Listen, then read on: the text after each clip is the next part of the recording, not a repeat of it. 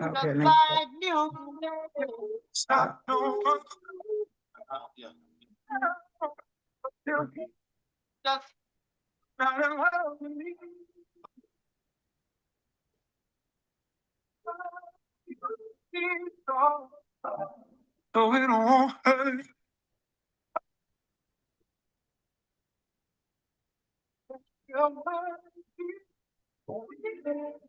okay, you host now. You can All you right. can let him in.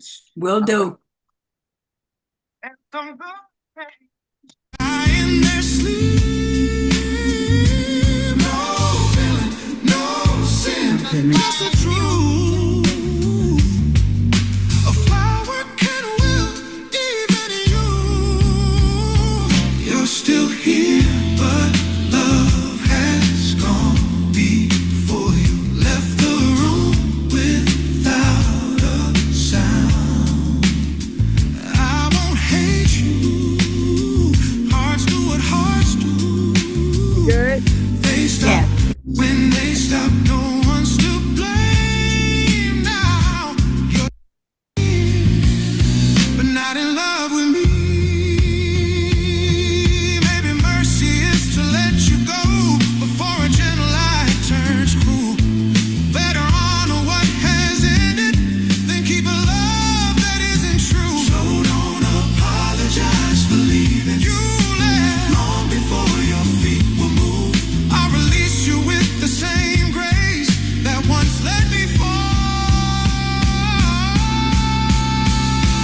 for you. You're still, you're still, you're still, you're still, you're still, you're still, you're still, you're still, you're still, but not in love with me.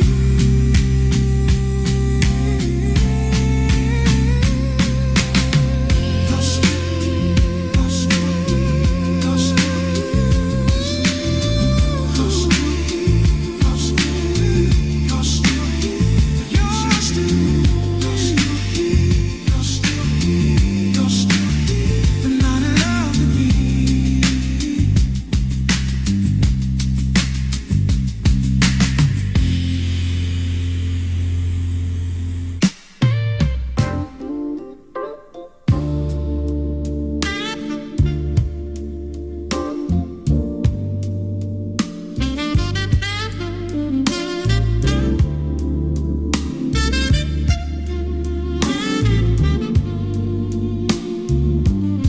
You still sit by the window every morning, coffee warm between your hands, but your eyes look past this little kitchen like you're watching some other land. I still hum those old sweet records, hoping one might turn you round, but your smile is only memory now. I hear the silence more than sound.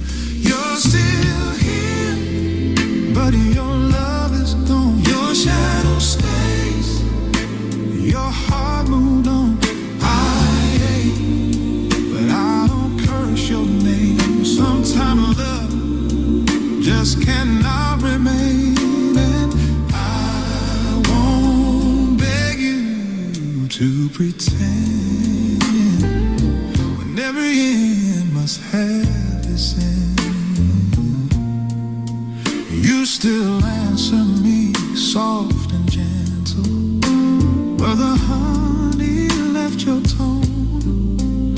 You lay close like a folded blanket, but your spirit sleeps alone. We don't break, we just stop blooming. That's how many good things die. Not with thunder, not with anger, just a quiet, tired goodbye. You're still here, but your love is gone. Your shadow stays, your heart moved on. I ache, but I don't curse your name.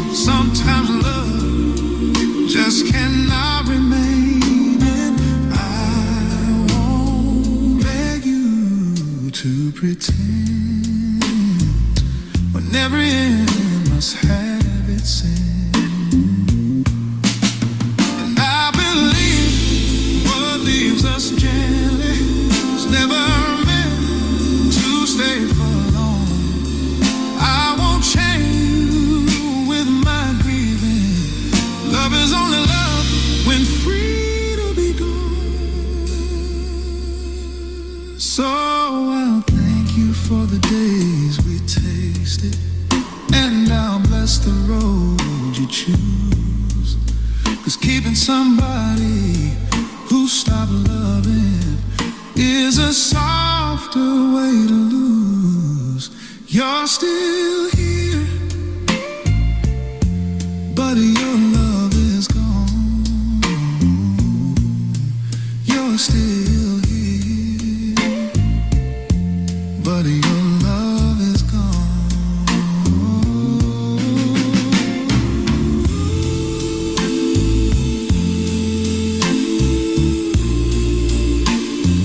You said you're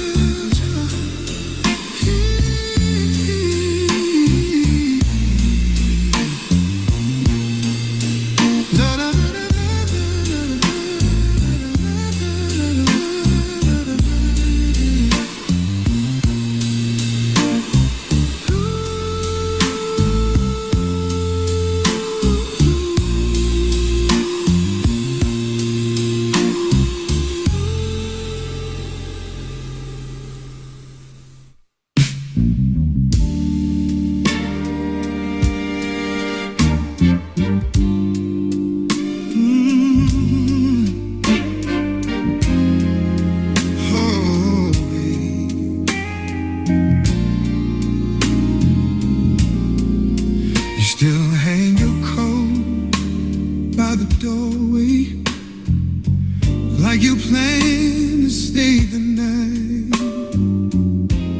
But the part of you that once chose me already slipped out of sight. No crash, no burn, no fight to show, just a quiet letting go.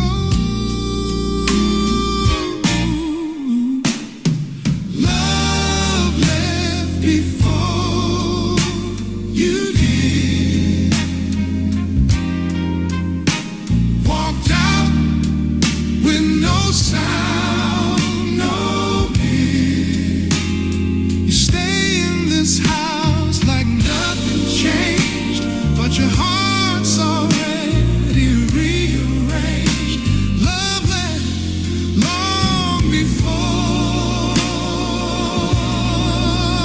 you did.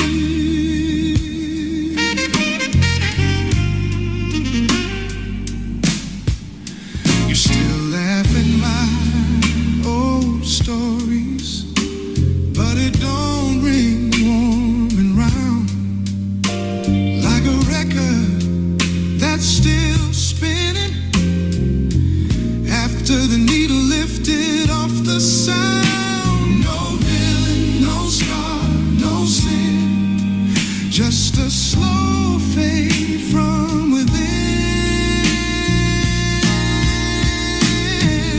Love left before you did.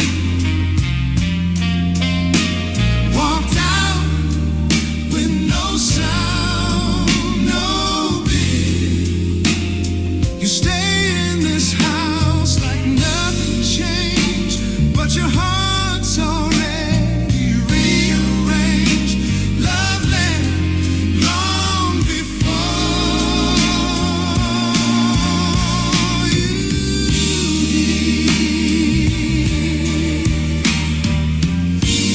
I won't beg a spirit to stay when it already crossed that line.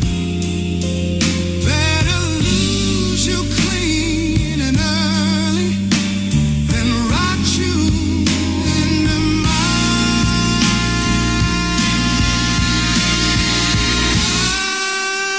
So go when your feet are ready, your soul has made its bid. I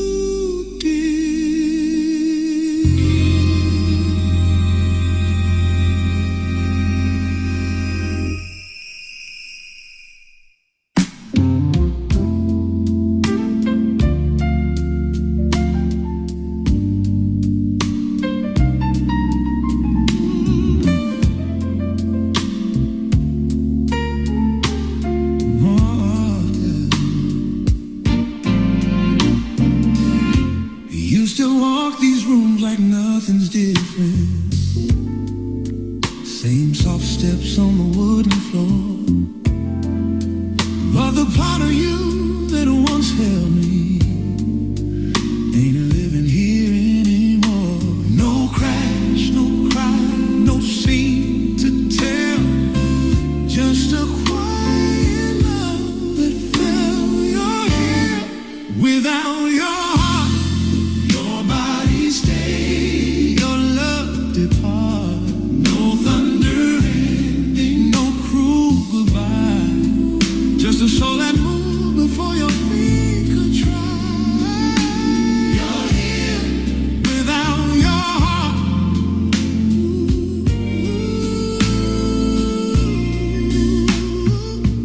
Yeah.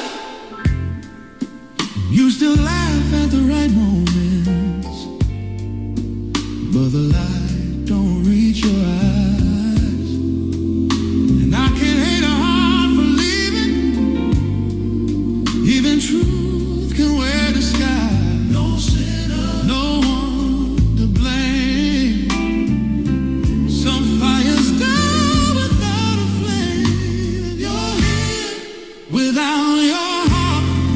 Your body stayed, your love depart. No thunder ending, no cruel goodbye. Just a soul that moved before your feet could try. You're here without your heart.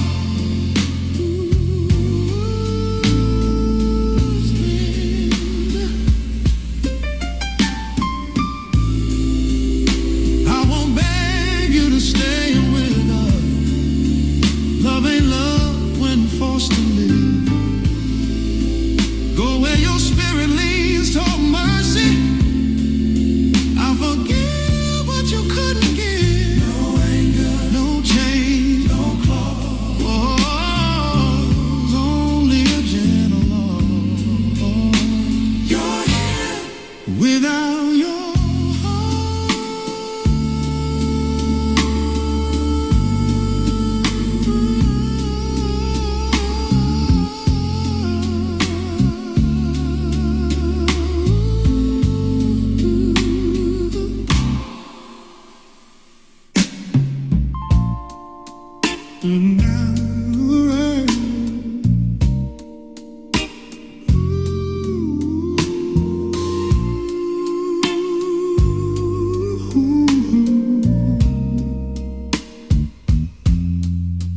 You still sit by the window every morning, stirring coffee like you used to do.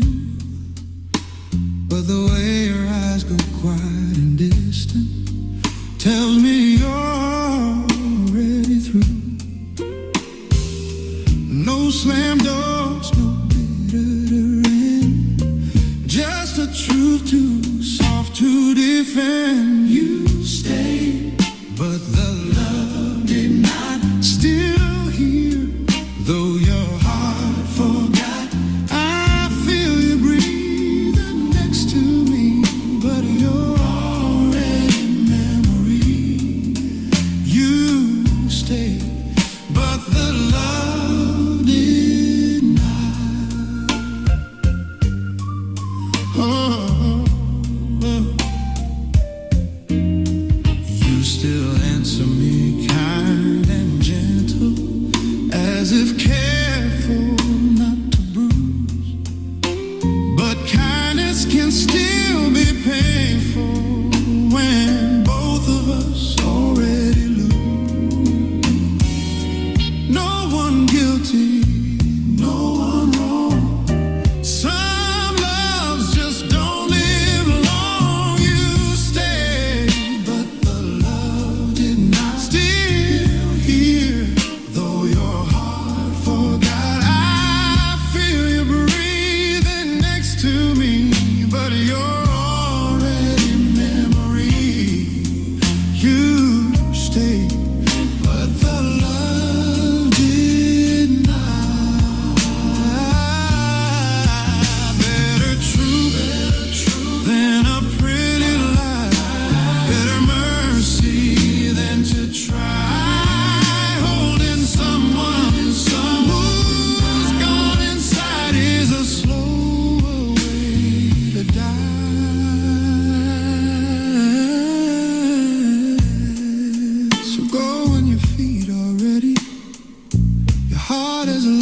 this plot. I'll grieve you with grace and steady. You stayed, but the love did not.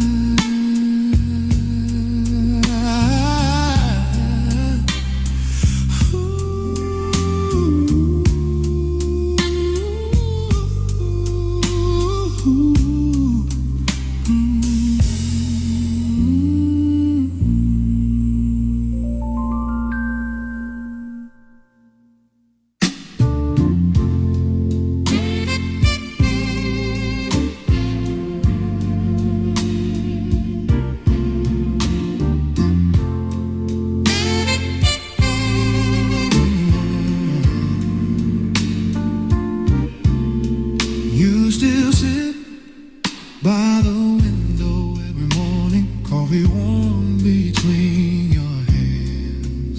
But your eyes look past this little kitchen like you're watching some other land. I still hum those old sweet records, hoping one might turn you around. But your smile is only memory now. I hear the silence more than sound. You're still here, but your love is gone. Your shadows stay, your heart moved on. I ache, but I don't curse your name. Sometimes love just cannot remain, and I won't beg you to pretend when every end must have its end.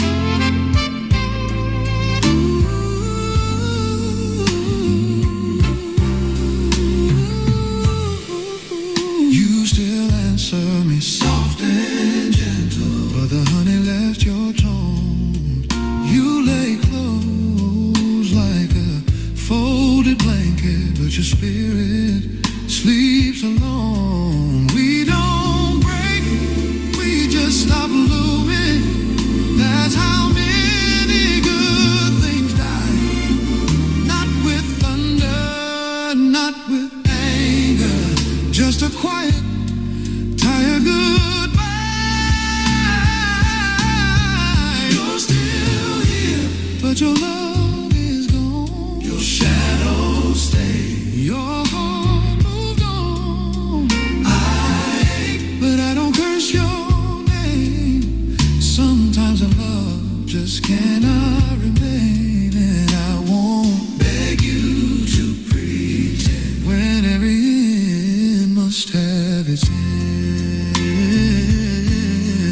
And I believe what leaves us gently was never meant to stay for long. I won't chain you with my grieving.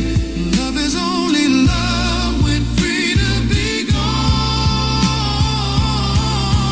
So I'll thank you for the days we tasted, and I'll bless the road you chose. 'Cause keeping somebody who stopped loving is a softer way to lose. You're still here, but your love is gone. It's gone.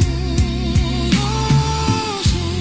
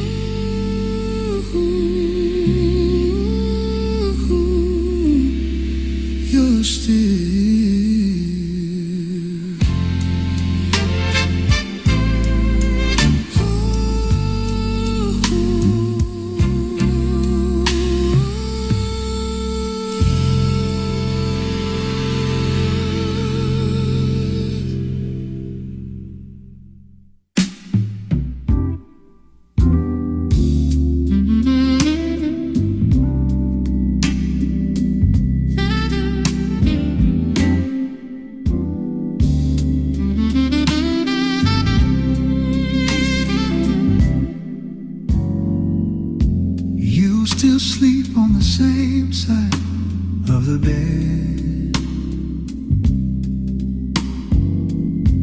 You still call me dear out of habit, but the warmth that used to live in your chest left quiet like a candle you forgot to light.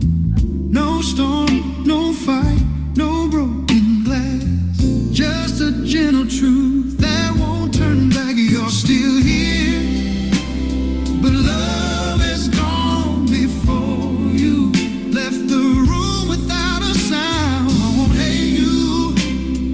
Hearts do what hearts do. They stop when they stop. No one's to blame now. You're still here, And my but brother. not in love with me.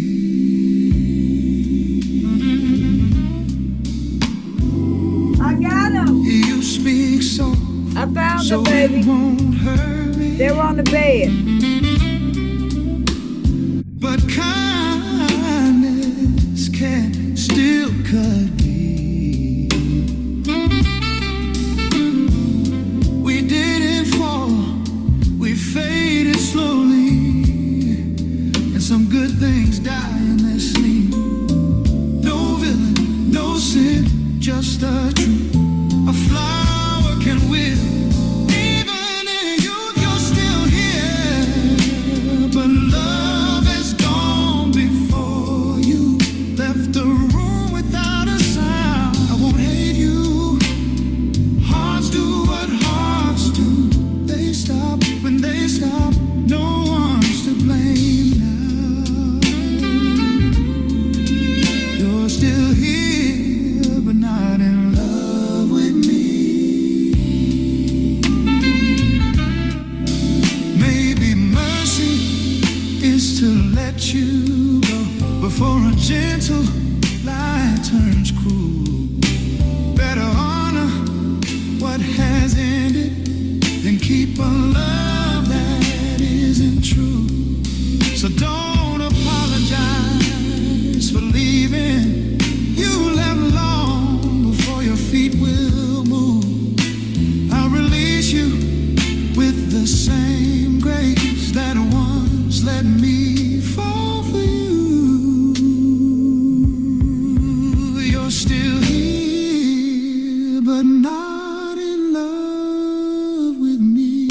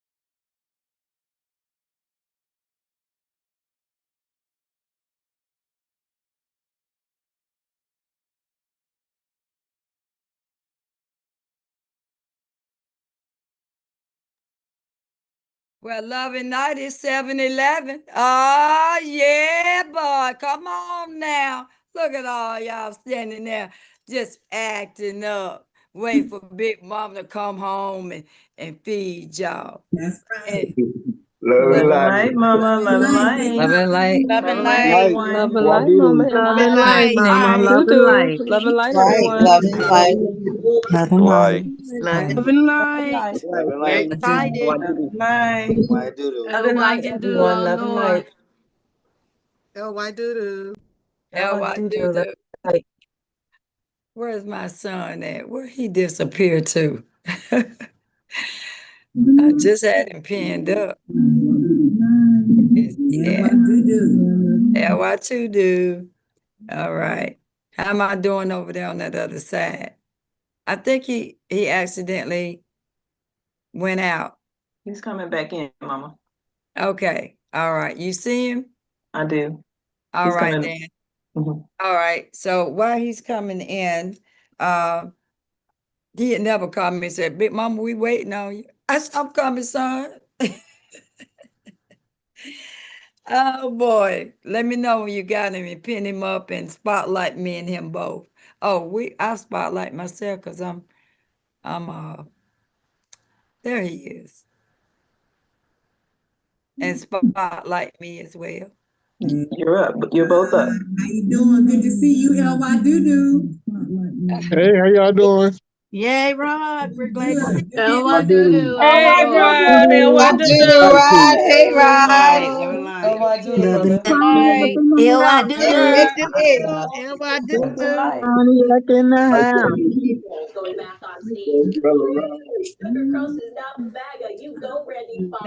Now I hear a lot of noise back there. Who was that doing all that talking?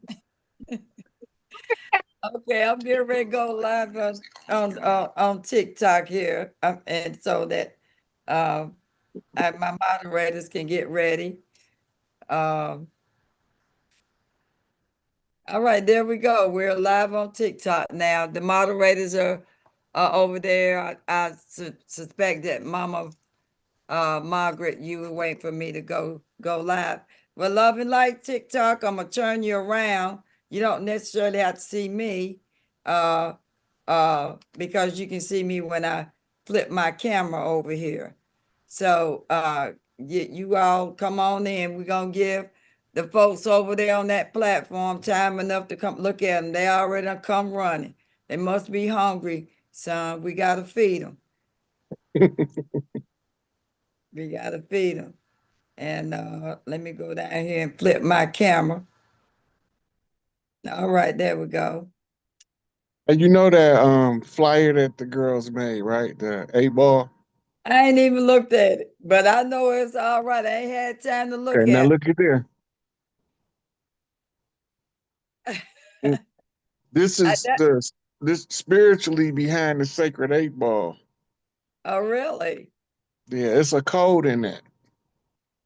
Well, I'm quite sure that it's a more deeper spiritual meaning than what I had. Now I'm gonna tell you my version. Okay, I'm gonna tell y'all Big Mama version. Big Mama version is I'm the infinite one, and I'm the Black Madonna, and I'm here to hit that white ball and take that white ball out of the game altogether and take all the balls with me. Okay, that's my version of the 8-ball. Okay, so your version ties to the Frances Cress Wells and ISIS papers. Uh-huh. Because in the ISIS papers, she described the game of 8-ball and the symbolic meaning of the white ball and the black ball. Mm-hmm.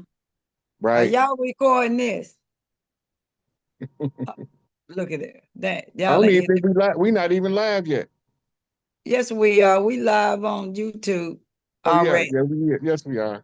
Yeah, we already live. All right, y'all better hit that record button. This history being made. Y'all better act like you know. Ain't that right, TikTok? Okay, go ahead, son.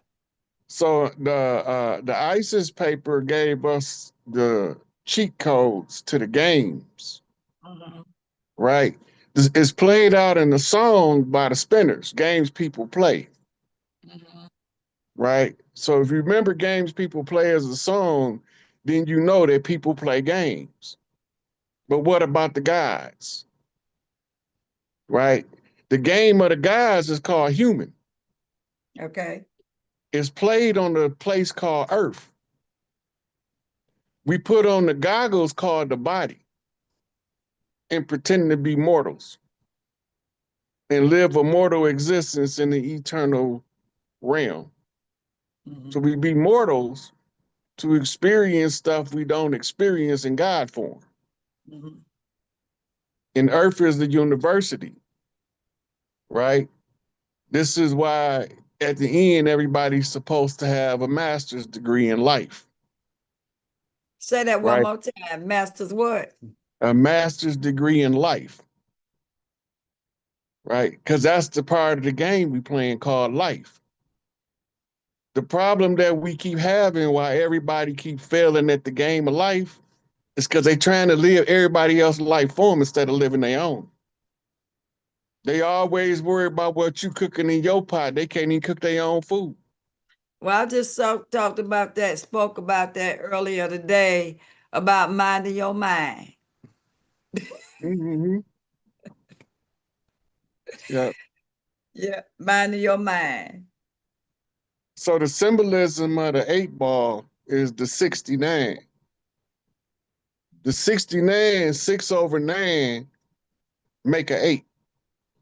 When you're looking at them from above, overlaying each other. 6 over 9 is 8. 69 is balance. That's Cancerian energy. Right? The 8 is the infinity loop. You can't exit the loop until you get to the center. When you get to the center of the loop, you have to catch the Maherta. When you catch the Maherta, then you got to align the people to the presence of the change of the energy. The black ball representing the sacred 8 ball, which is representing the sacred mother in her maiden form. 8 is the symbol of the woman, the bee in flight. 80 Y'all is the open queen seat. You see what behind me, right? So we I mean, going into look. Normally it's a man and a lazy boy, right? Let me show TikTok, because I got TikTok really focused on you. This what he talking about. Big Mama got her 8 ball right behind her back, symbolizing I'm the one. Okay? So go ahead, son. I just wanted folks to see that I got my 8 ball that's behind me. Can y'all see it over there on my Zoom? Because I don't want nobody to be walking away from here trying to figure out, well, what is they talking about? I've been talking about the game changer. This why this platform that me and my son on now is called the game changer. The white ball ain't running nothing no more. It's the black ball with the 8, the infinite one. Go ahead, son. I'm gonna sit back in my lazy girl chair. so the infinite black is expressed through the great mother. And they call it dark matter because the dark matters, which is the dark mothers. Because matter mean mother. Mhm. So the mother of all matter is called dark matter. Science of the Sacred 8 ball, Afro Unu Productions. For some of the advanced students, they're going to know who Afro Unu is, and they're going to be familiar with his writing behind the Sacred 8 ball. Right? Now, the keys to the game of Sacred 8 ball is you got to first master the game of 9 ball. Why do you say 9 ball? 9 is the great mother finishing up a thing. 9 ball, the 9 ball has to be sunk off the ball, and the table itself only has 6 holes. So it's the 6 to receive the 9. It's the man to receive the great mother. The 6 is the symbol, is the number of man, right? And 7 is the number of perfected man. So when the 6 becomes the 7, then the 8 rolls to the 9, right? When the 8 rolled to the 9 is tipped and looks like a 6. But when you sink the 9 into the 6 hole, that's a 69 flip on the balance, right? So the alignment goes to the sacerdotal seat of the Great Mother and is represented in the game of the gods by 8 ball rolling. Some of us remember that terminology from the hood in the late 80s and the early 90s, 8 ball rolling. The 8 ball rolling became known as the snowman, right? The ice cream man, delivering the product. So from the slang of the people about the condition of the land, they was given the tribal report in the lingo stemming from New York hip hop 5%er doctrine. In order to get us all to understand what's going on, the nation of gods and earths, under the instructions of their creator and founder, Father God Allah Puddin, Clarence 13X, he put it into the public domain in code form as the sacred alphabet or the divine alphabet and the divine mathematics that he got from Elijah Muhammad. The alphabet then allows them to be able to deliver to the public codes that all of the tribes can eventually learn by studying the gods and earths. The symbol of the earths is the women. The gods being the ruler gods, not the creator gods. The creator gods got veto power over the ruler gods. And when you understand gods and earths and the separation in woman and man, then you understand the foundation of man, woman, and child. So you got two pyramids, one facing up, one facing down, which makes the 6-point star, or what they call the Magen David, the shield of David, which is actually the shield of Solomon. And the 5-point seal that Solomon has is actually the seal of Venus. And Venus is the daughter of the mother who she chose from among her daughters.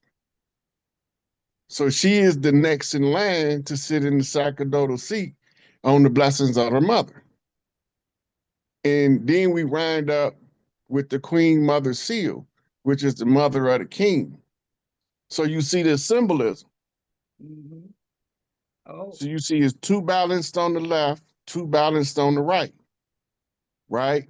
That's a mother line and the father line on the balance. And the one in the middle represents the man to balance the mother line and the father line by not taking sides, becoming the best of both worlds.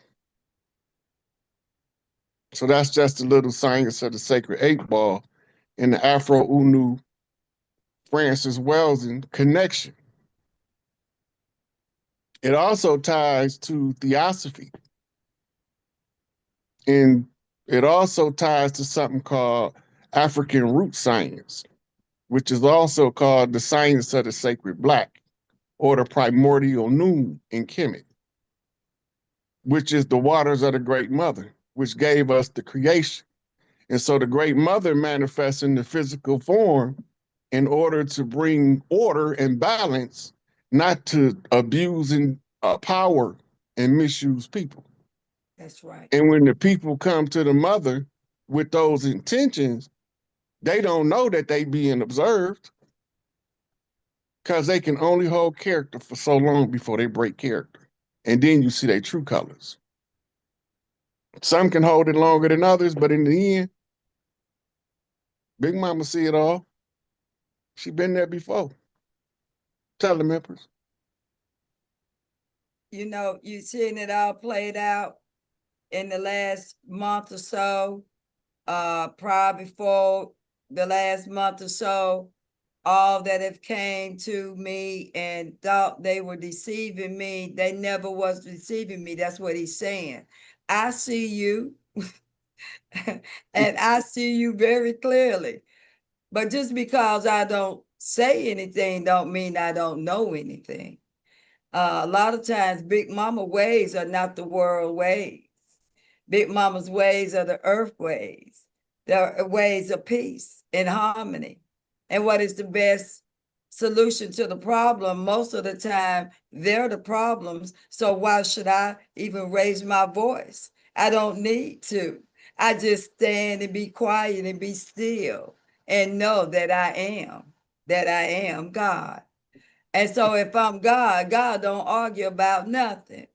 You know, God would give and do because it is the nature of God to do just that. It's not about being naive to you and all that you think I don't know, because I know all things. I'm supposed to. I'm sitting on my sacerdotal seat. Why wouldn't I know? Sense. Ain't got to know everything, but sense is enough most of the time for most mamas. I sense something. I know I'm going to find out sooner or later. Then she used to tell you that. I might not know right now, but I'm going to know after a while. And when I beat you, I'm going to beat you for old and new. Remember that? Continue, son. I'm gonna line you up and get you for everything you did when I do. Yeah. Don't think I ain't baking you a cake. See, we just talked about that then. I said, I got a cake baking for you. And I don't know, y'all remember the movie called The Help?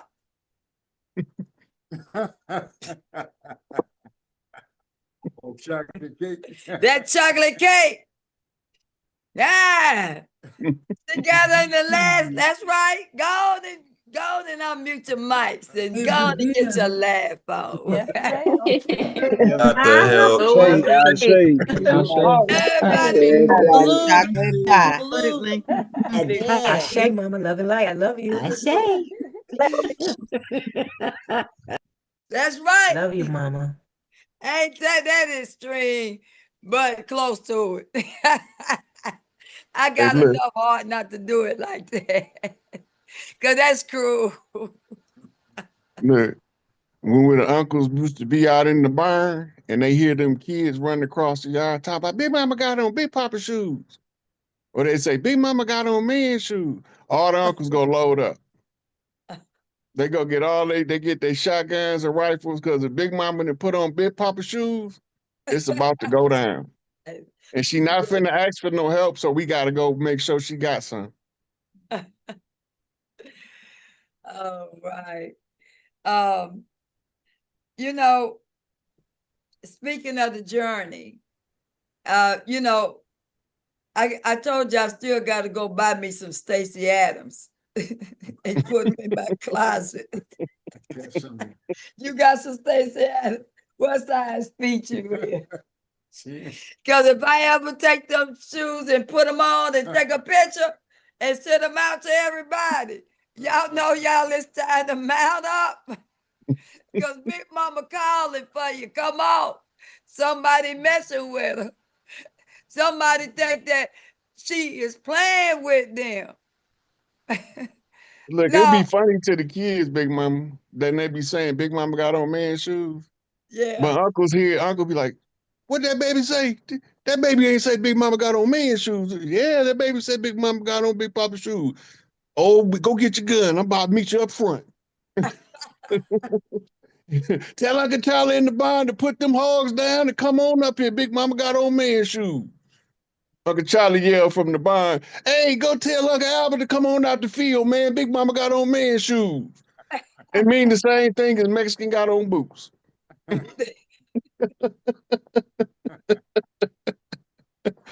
It's about to go down. Y'all know these pretty feet right here, they don't need no man's shoes on. So y'all know if I got them on, them feet still pretty, but she got on no man's shoes. Look, it's really understood in the Louisiana area. Because the picture of Big Mama, you'll see them with a picture of Big Mama. I sent you the picture, showed you the picture. She got a red dress and some tan Stacey Adams. That means she don't know where to go test something up. She not finna wear her chocolates or flip-flops. Her lounging shoes for around the house, she gonna put on something that represents power and structure. And that's why Hatshepsut wore a beard. She don't need no man to speak for her. It's the luxury to have that, but when the man don't want to do right, Big Mama could speak for her damn self. As always. So she don't need no man to be the pharaoh when pharaoh mean the lady of the house. I've been trying to figure out ever since I did the etymology on pharaoh where the man come from. that they called him Pharaoh? Was he a cross-dresser? Because we know that they got the cross-dressers trying to take the women's place. Mm-hmm. Or was it the cross-dressing community that fed it to us in that manner?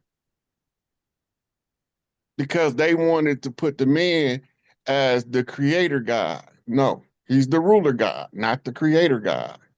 And the creator God's got the veto power of the ruler God, so they don't do dumb shit like they doing now. Now, see, this is why we're assembling the men around us while we do the work.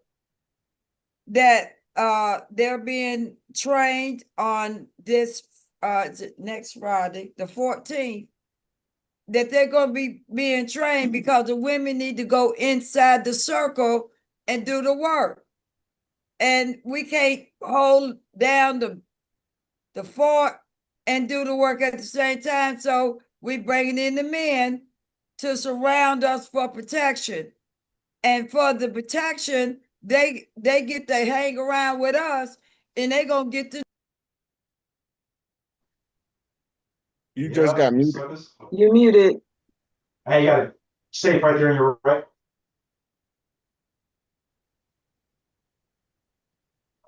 Don't piss me off now. That was some spooky stuff there. Don't get spooked.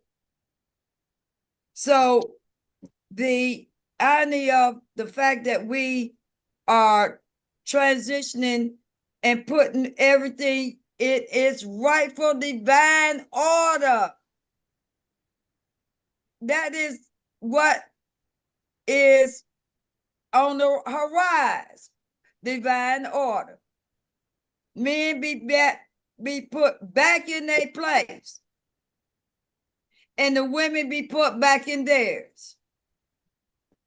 And the men stop trying to rule over us and tell us what to do. Stop it. You don't need to tell us what to do. We already know a coochie bought you in. So you can't rule over us and tell us what to do, not when we done come into full knowledge of who we are. You gonna get cut. Unmute your mics, ladies, and tell them. Yes, they are. You gonna get cut. Yep. Hey, you wanna go? Again, going for Hey, 100. Hey. I say. Tell them I'm if we- So I'm not playing with you it. men out there, I got my man sitting here, so you can't call me a man hater. Cause that's the first thing y'all tell us when we trying to, when we want to own our own power. And that the mere fact that we want to own our own powers and that we don't need you to tell us what to do and how to do a thing because it's already in our DNA. We already got the knowing. So how can you come and try to rule over us and keep that man stuff going on, that patriarch stuff, because y'all was using us to create y'all reality and our hell. And we ain't gonna stay in it no more. We gonna go out of there. And the more women I call out so they can see themselves and know themselves and know who they are, because I'm gonna tell them. And they're gonna come on over here where love is, and they ain't gonna be used and abused, because all we ever done over there is be used in the world, and they ain't win in the world no more. It's a mind thing, y'all. You got to come out of the world in that mind of yours and stop letting that brain block you. So when you understand your power and who you are, they can't hold you over there no more. They become afraid of you then, honey. They be like, oh, what's she gonna be doing to us now? What's she thinking about? Well, we ain't thinking about your agenda no more. That's for sure. Over here. Ashe? You know, the confusion of the matriarchy comes in. The confusion of the matriarchy comes in with feminism, the flip side, the patriarchy usurping women's power. the feminist movement was a transgender segue into mainstream legal battles. Most of the founding feminists was cross-dressers. That don't mean I got a problem with cross-dressers, it's just the facts of the matter. If they want to cross-dress, they can be drag queens all day. Go join RuPaul's Drag Race. That's an appropriate place for what you do.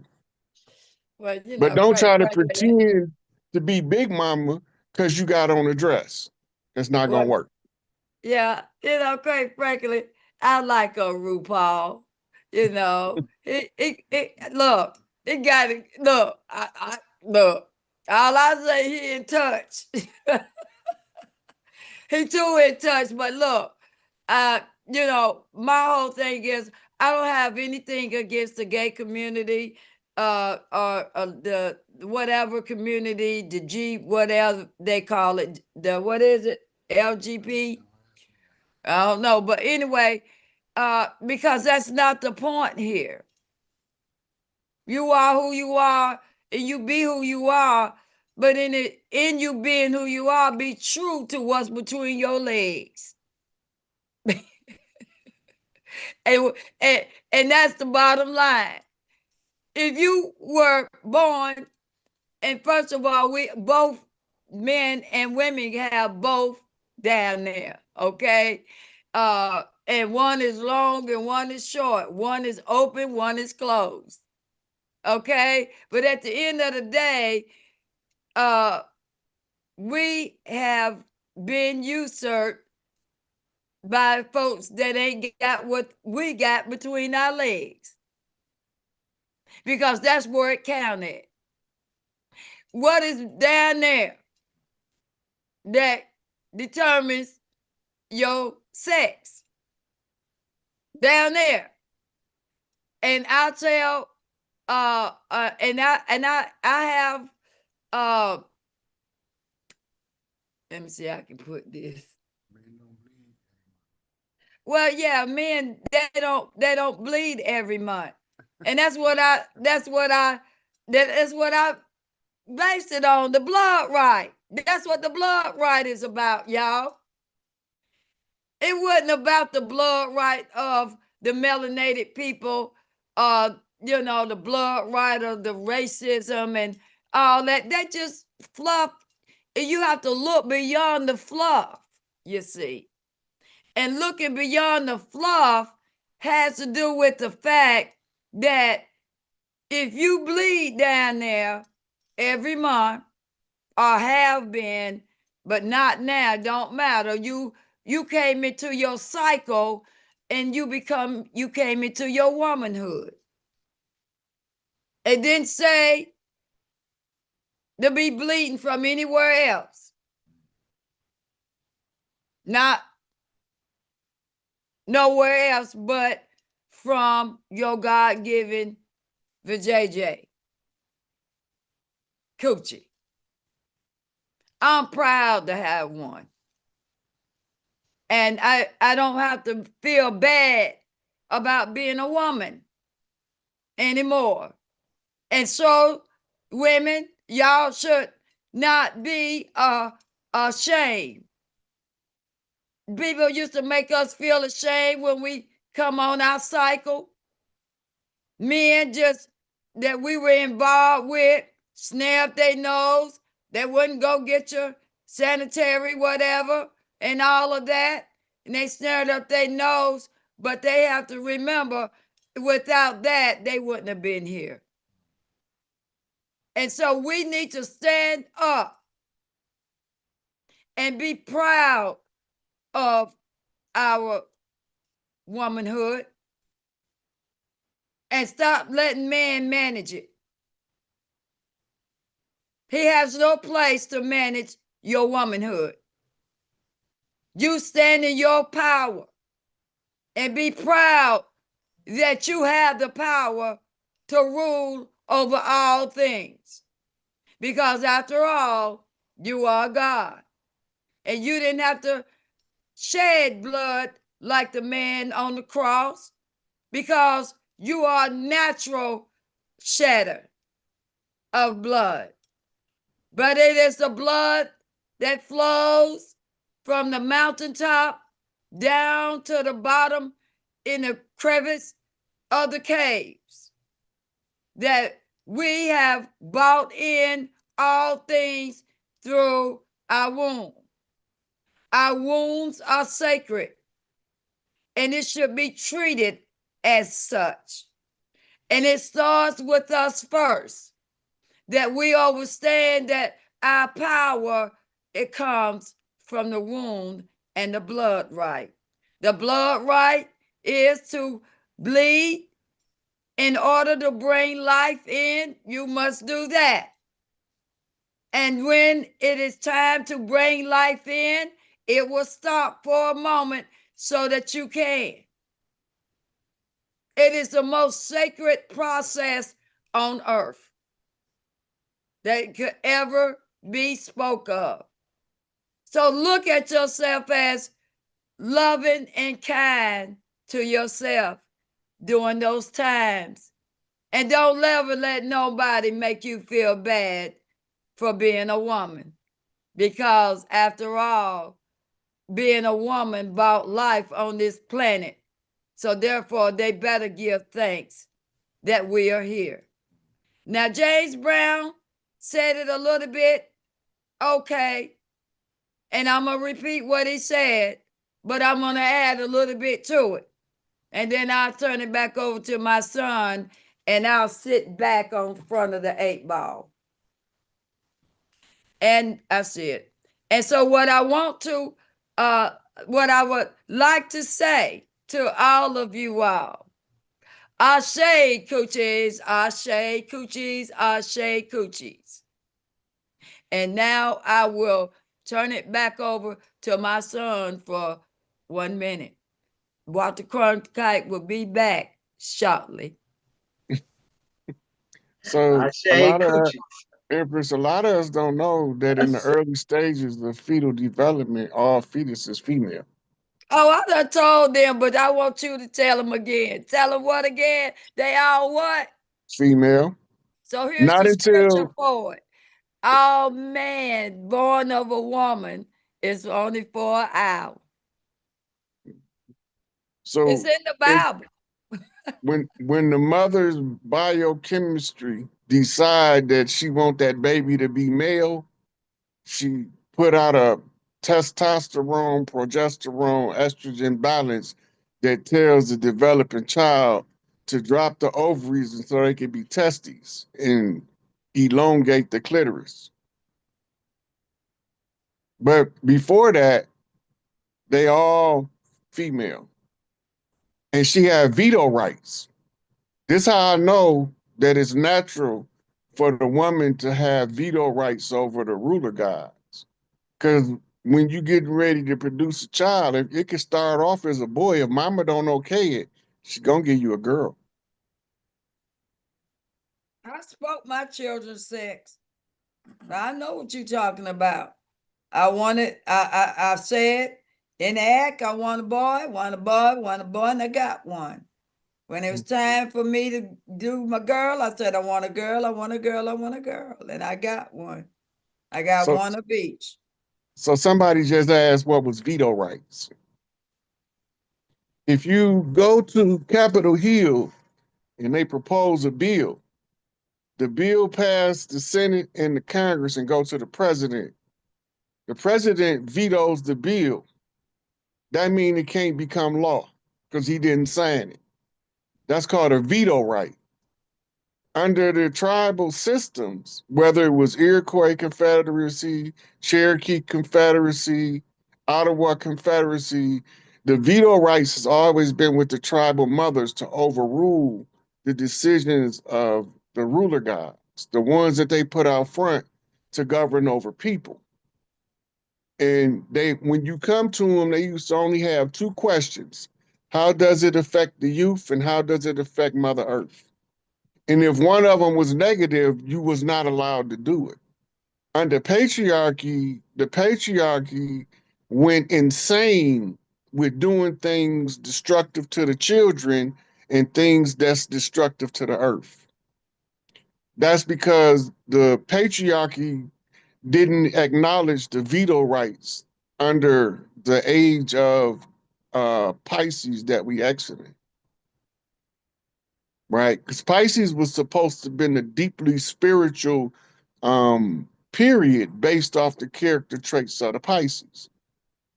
But they put us underwater by putting us under a spell when we're supposed to be walking dry land. So they used the age against us because the spells that they was using was based on the blood, which is governed by the waters. And water is a symbol for spirit. So that's why they spells worked. They was doing the spells and they was using the natural rhythms of the cycle in order to harness that energy and use it against us by putting us in a slumber. We haven't always been, I call us amnesiatics. You know, they call us Asiatics.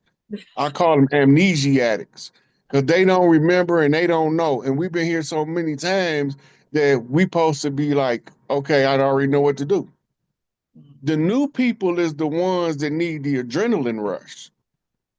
The new people is the ones that got to experience the freedom of the spirit by making the adrenaline go crazy because they didn't have the right before to access it. So now that they got the right to access it, they look like they insane. Why would you go up and try to pet a whole wild animal? You ain't got there yet. You eventually will get there, but you ain't got there yet. You ain't supposed to be out there messing with stuff, minding its own business. But you knew. So you gotta go experiment to determine what your limits is. We already been here. That's why we watching them from the outer limits. We don't have the same restrictions, so when we see them do certain stuff, we be like, look at the little toddlers trying to jump off the couch. Ain't that cute? Look at them trying to experience death in this lifetime. Ain't that cute? But the way that we express it be like, can you, that's the whitest thing in the world you could do. This is how we say it, but what we really meaning is, ain't it cute? Look at the babies trying to learn how to walk on their own. You don't even have to hold on to the couch no more. You know, we fascinated by it. The new people. The old people that did this so many times, it's like, ain't no fun in this for us no more. We just gonna enjoy watching the other people try to live it. And that's why we took the bottom position, because we was the only ones strong enough to take it at the bottom. Nobody else was strong enough to endure what we could endure, because we had did it so many times. It's like, yeah, we're gonna cry about it. We're gonna sing some ritualistic songs about it. Swing low, sweet chariot. Oh Lord, come and carry me home. We're gonna sing about it.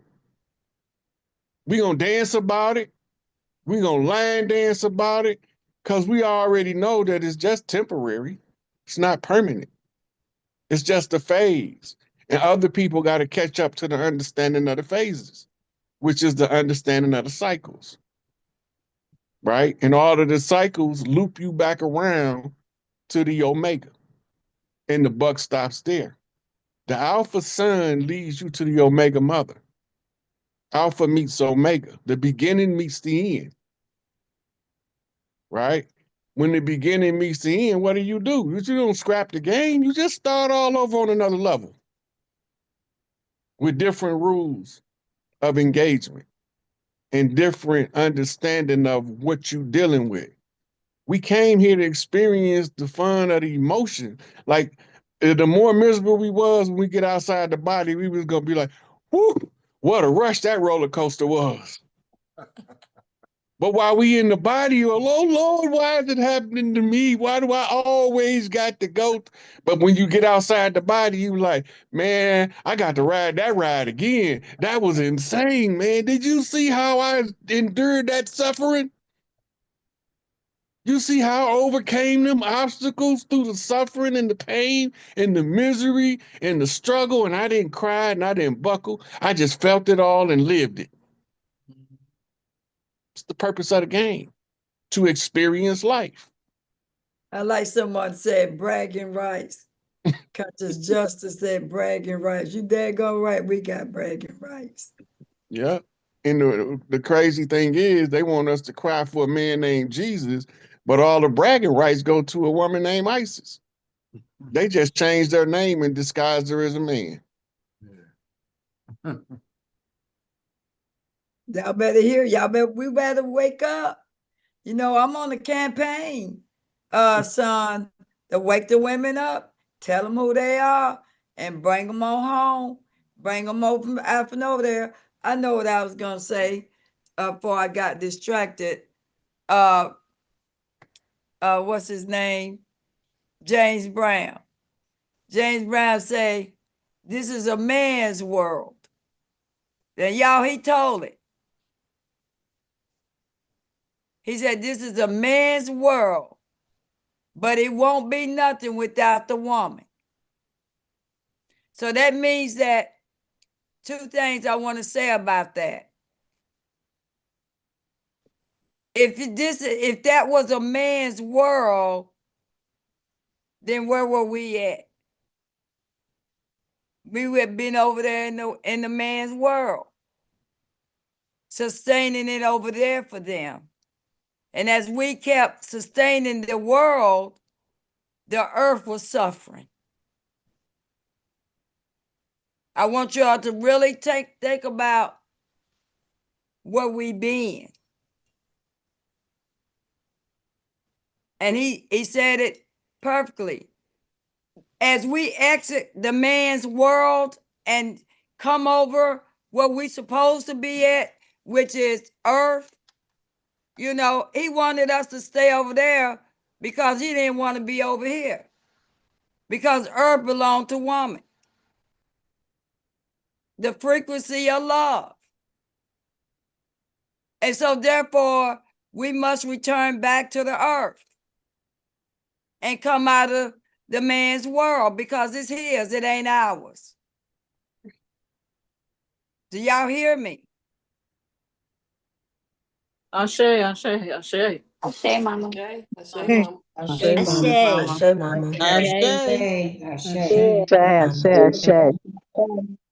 So we must make the transition, and everybody's been wondering, well, when is it gonna fall? When you come onto earth through your divine thinking and come online. And you will not be confused about what to do and why you need to do what you need to do when you know the truth of what happened to us. That has always been the secret, that we were enslaved. We've been the prisoners of war, y'all. The women have. So stop thinking about a man being a prisoner of war. It's not him. The war has always been about us and who was going to get us the spoils of the war. The That's why they war call has it booty. been, say that again. And that's why they call it booty. Booty. Spoils of Booty. war. Explain that, son, because I ain't never heard that one. Yeah. When they got the name for spoils of war is the booty. BOOTY. If you look it up, it's spoils of war. And if you look at what they did when they came to the Americas with the hordes from Europe, they gave the colonizers what we call fuck rights, fornication under consent of the king, which came through orders from King James, which was a patriarchal way to insert foreigners into the bloodlines, because the women wouldn't marry foreign men. So when they took over as the imposters in the big house, in Big Mama house, they took her name out the house after they killed her. And then they hired their agents, what they call handlers, to deal with the people in the field and gave them free run over all the big mama daughters. This is why you had 4, 5 generations of girls with the same father, because it needed 4 generations of the pale face in order to lighten up the skin of the original people to a sufficient degree that they are unrecognizable. So when they call a spoil, when you break down what the spoils of war is, it's normally the gold, which is the wealth of the land, and it is the women and the children. Them was the original spoils of war. You wanted to capture the women, the children, and you wanted to raid and loot the wealth of the land, which was considered the gold. When you did this, the first pick of the women go to the king, then to the lords, then to the bankers. They auction them off, which gave birth to what we call auction blocks. But they really was, when you get this book called Moors and Masonry, they weren't auction blocks. They were ransom blocks. They didn't call it auctioning you off. They called it ransoming you off. Who demands a ransom? Kidnappers. So they ransom them off because they stole them in warfare. This is why the matriarchy's vulnerability depends on the competency of the men that protects the matriarchy. Because the men can't be no, how should I say, soft shoe, slow stepping, fearful, cowardly types. You got to be ready for war to defend the land. Defending the land is first by defending the mothers who's protecting the children. You don't want your children to grow up in a war zone because they don't act the same. All you got to do is look around. And then when the enemy begin to infiltrate, they turn your children against each other. Now you got brothers in the same house fighting. Got cousins fighting. Then they created domestic warfare. Domestic warfare is when you make the people domestically fight your war. And they call it domestic violence in the home, which was written as a doctrine to disrupt the unity and harmony of the home. Because nobody's teaching the man the role of the man. And because he don't know his place, he don't act himself. So when he act out, instead of finding the enemy that's annoying them, he strike out at the closest thing to him. The booty. The woman. So she becomes the whooping post for him to try to organize the thoughts to find the real enemy, so he practiced on beating up on his wife and his kids because he can't control himself. Right? All it is inserted in our community through a system. We didn't behave like this. But when they take your identity of self and identity of culture, right? When they render you blind, deaf, and dumb to who you are, then whatever they tell you you do, you accept that. That's like creating an artificial ego for a collective of people. That's not our culture. A lot of the things they enforce in law, they had to put it in law because it's not our culture. It's not our culture to tax the land. That's foreign culture. And sell it. And buying and selling land is not our culture. We had land region managers called mayors. And these land region manager could appoint the up and coming chiefs to where they needed to be to preserve the piece of the land.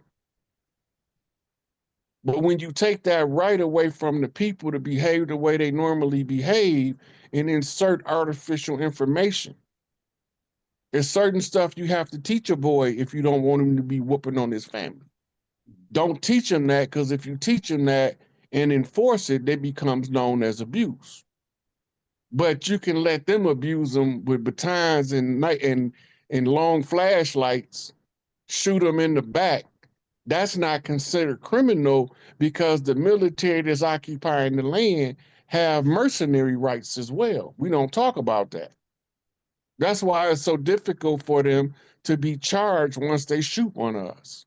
It ain't just us. They don't even publicize the pale faces that's getting shot under the same circumstances, because that would expose that it ain't a racially motivated thing. It's a psychologically motivated thing by being a part of a system and that does this on a regular basis. This is their MO, their behavioral pattern. They say they're here to serve and protect, but they're not here to serve and protect the people. They're here to preserve and protect the bankers. They are a foreign military. And that's why I always tell people, you can't have law enforcement in your area if you didn't elect them that's legitimate. The only elected law officials right now is the sheriff. But then you have sheriffs that come out of the police department with the same psychology. So they got to be removed.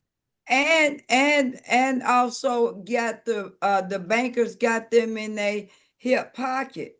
The gangsters, you know, because they paying them for a service to come and throw people out of their houses, house them in the jails for them, and y'all don't know that none of those warrants are legitimate. Do you all know what a real warrant look like? Who knows what a real warrant look like? I'm about to turn TikTok around. I want you looking at my screen. I want you looking at me for a minute. Hold on, let me flip this There's camera. very few people that know what a real warrant look like or is. Is it a declaration of war? The individual warrant is an ongoing continuation of a declaration of war. It's right in the word warrant. There we go. Give me a minute, and you can see my beautiful face until I get my computer together. I can't let you see all my business. All right, keep on talking, son, because I'm gonna pull up what a real warrant look like and the matter in which you were talking about, mother and matter. So give me a minute here.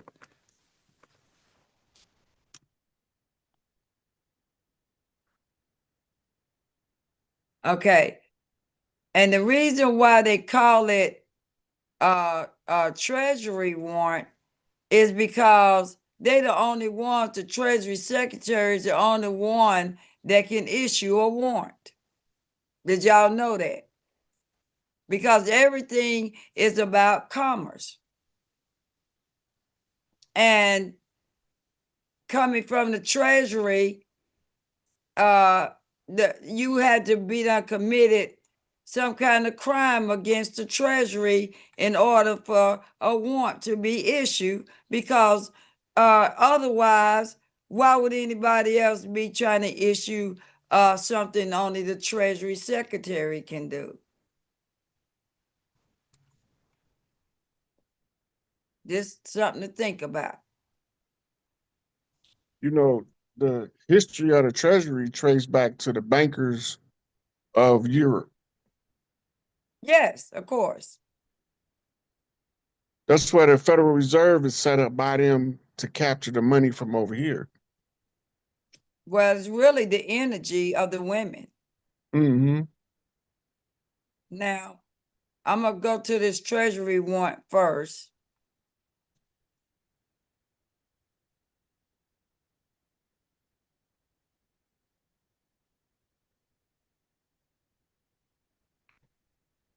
There we go. Now, don't let it blow your mind. Bad. But, and they make it so that they hide stuff so you don't really know what's going on. So here we go. I'm going to turn it around that way. Can you see that good, TikTok? Now I'm going to turn it to share my screen.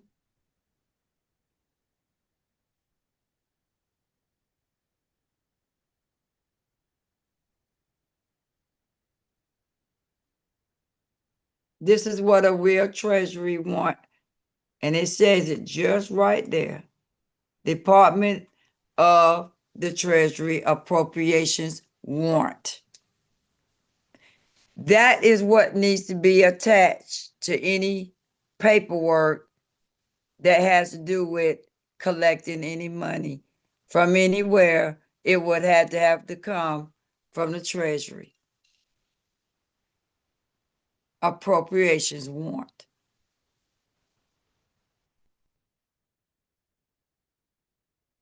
So now you've seen it for the first time.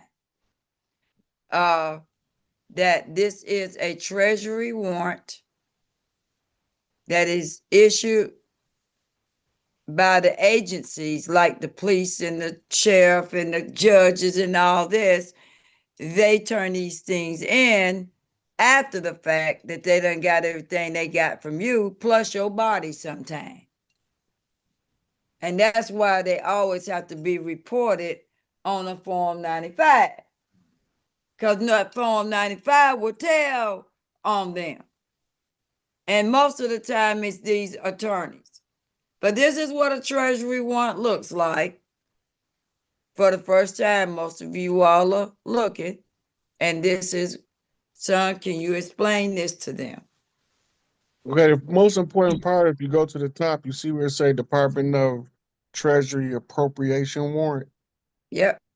Okay, the way that that is written is called style and title. In most of our paperwork, most of the state constitutions have the style and title that any government issue has to be. This would be corporate style and title with the all caps, right? Then you got what's called a warrant number, which identifies the particular case in itself. This is the same thing that they file every time they open a court case, because this is how they get paid. The clerk is the administrator for the Treasury. Well, in this case, the Federal Reserve, because the Treasury was taken over by the Federal Reserve until Trump took office. Yep. Tell it. Treasury is now taking the Federal Reserve over. Most of us not aware of that. And the significance of that is warrants like this will be considered as a declaration of war against everybody when they file it against one person. Because this traced back a good book for y'all to read and a good movie dealing with the way that the bankers work, because nobody don't know how ruthless they is. But the book is called Confessions of an Economic Hitman. I got the book. Anybody, as a matter of fact, I'll pull it out and let I'll let you know, my administration give it out to whoever wanna listen to it, because after you listen to that, it's a wrap. I promise you it is. When you read the book or listen to the audio book or watch the movie, remember this when I'm telling you, because this is the only way it's gonna make sense. All of the famous bank robbers in American history were economic hitmen. Bonnie and Clyde, Dillinger, Schultz, all them bank robbers were working to shut down the tribal banks so that they can open up a centralized Federal Reserve Bank. The centralized Federal Reserve Bank, the founding fathers warned against centralized banking because they didn't want the tribes' resources to be usurped, which ended up happening when they finally got it established. But while they were waiting to establish this Federal Reserve system, they were on rampages robbing all of the gold repositories of the little towns. So if you see in the Western movies, they show it to you The outlaw come riding to town, rob the bank, and then he get chased across the land by the sheriff. And when the sheriff can't catch him, he called the U.S. Marshals, who sent in what? The cavalry, military, because they were a military action that the government was aware of, but they tell it in history in a different slant, so you won't never see the enemy that we fighting.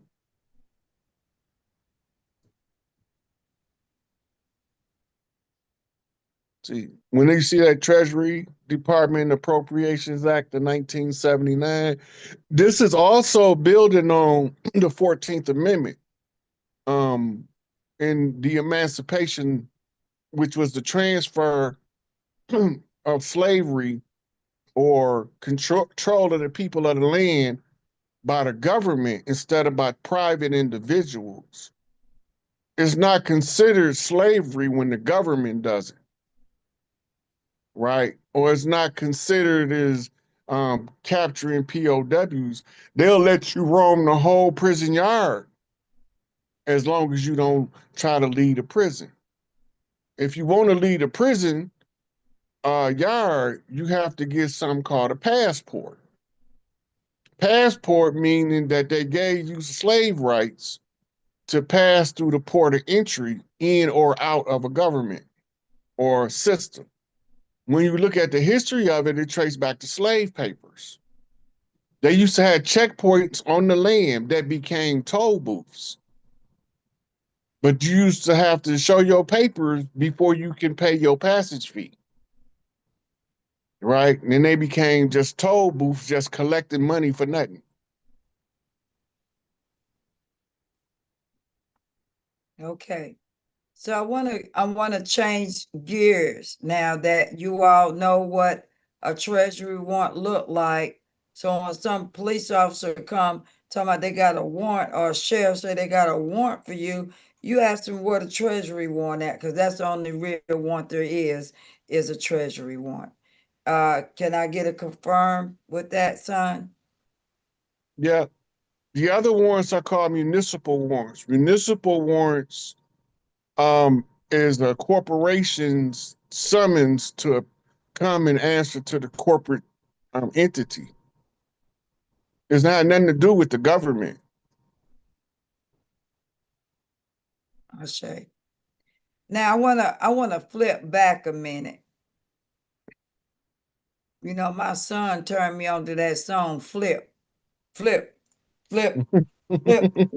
That, and you know, I didn't know about that song till my son Benny Bamboo told me about the song Flip, Flip, Flip. You know, and then when it got to cut, I said, well, you cut it off right there now. I just want to hear that flip, flip, flip. All right. So I want to go back to that Mother Matter thing. And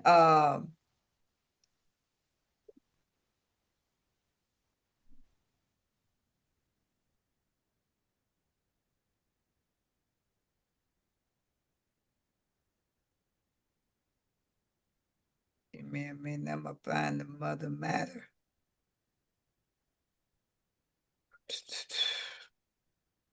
Type it in the search bar, Empress. No, it's in this right here.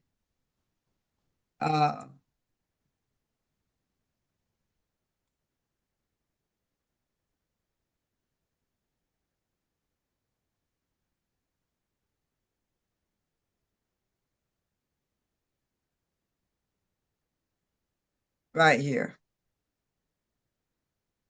We're talking about like the matter, right? Mm-hmm. And the mother. And this is to confirm what you were saying, but I'm going somewhere with this a little bit further. Go and cook. Huh? I said go on and cook. All right, so I'm gonna cook some. Okay, so when you're talking about in the matter of, or matter, M-A-T, and then T-E-R, that's a two words, ma-tar, right? Tar, Mary, tar, what is it? Tiamat. Okay. But it says mother in certain special uses. See alma mater. Where you hear alma mater at? Yeah, College. college. Now, can you expound on why would they hide that in the college language, son? And can you explain that to me? Because I'm getting ready to go somewhere on a deeper level on the meaning right there, if you give me a minute. Okay, so the alma mater in college lingo is what school you was mothered at. The mothering is the rearing of the child's education. Goes back to a couple of different books. At the Feet of the Master is one, and we know that the master is the mother, right? So when they say your alma mater, is saying your mother teacher. Where is your home training from? You can have the same fraternity, brotherhood, or sorority, sisterhood, but you come from a different alma mater, university. So, and then the phrases below. So can somebody read the, I want to open it on this window because then I don't have to worry about that other part doing what it's doing.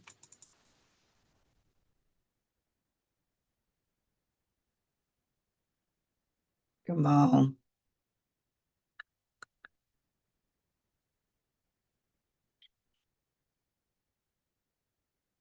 There we go. Let me just close that.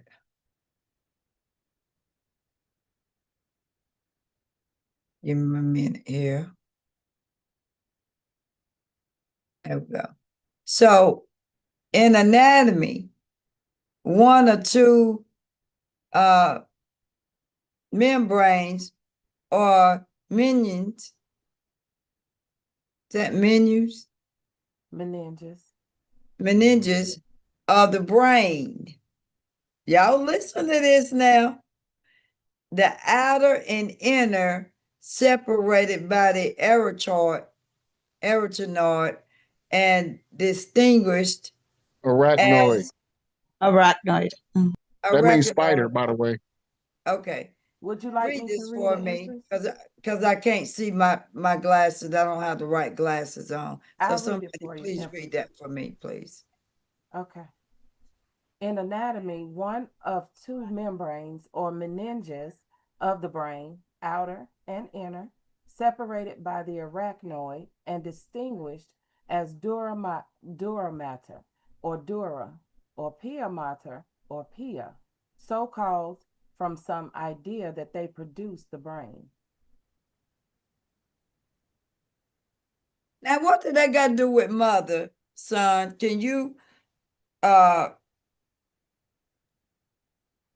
So Yeah. it's talking about so in the developmental stages of the fetus, the pia mater, called the pia or the dura mater, they saying that this is the building blocks from which the brain emerged from. In other words, the brain got two mothers. All right. So y'all understand that we are the master creators. This is what we don't recognize about ourselves. Now I'm going to go somewhere else with this. Because I put the ancestors gave this to me.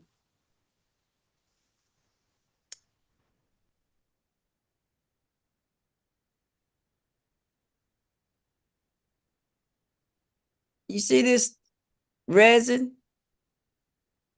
Mm-hmm. That's what they talking about around the pineal gland. That's where all the creativity is, you see. And it's there, and that's what they This is what they use for us to create the world. The women's creation. Right. The woman, see, what we don't understand about ourselves, women, is that all this is going on around up in the inside of that brain. All that drip, they call that, kryptonite. That is your kryptonite, the power to create and manifest.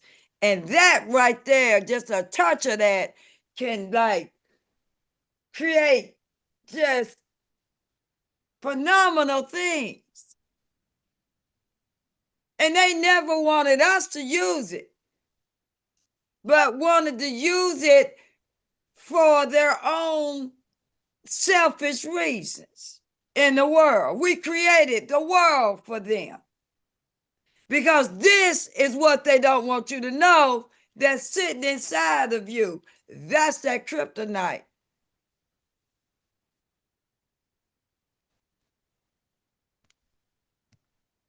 Now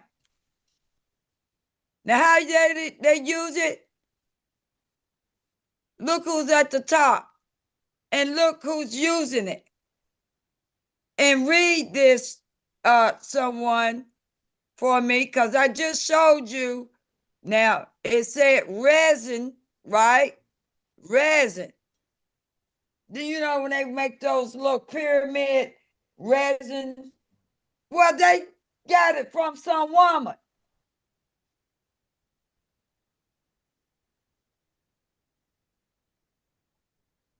Robbing her, using us while we're alive to wait to harvest that out of us as women.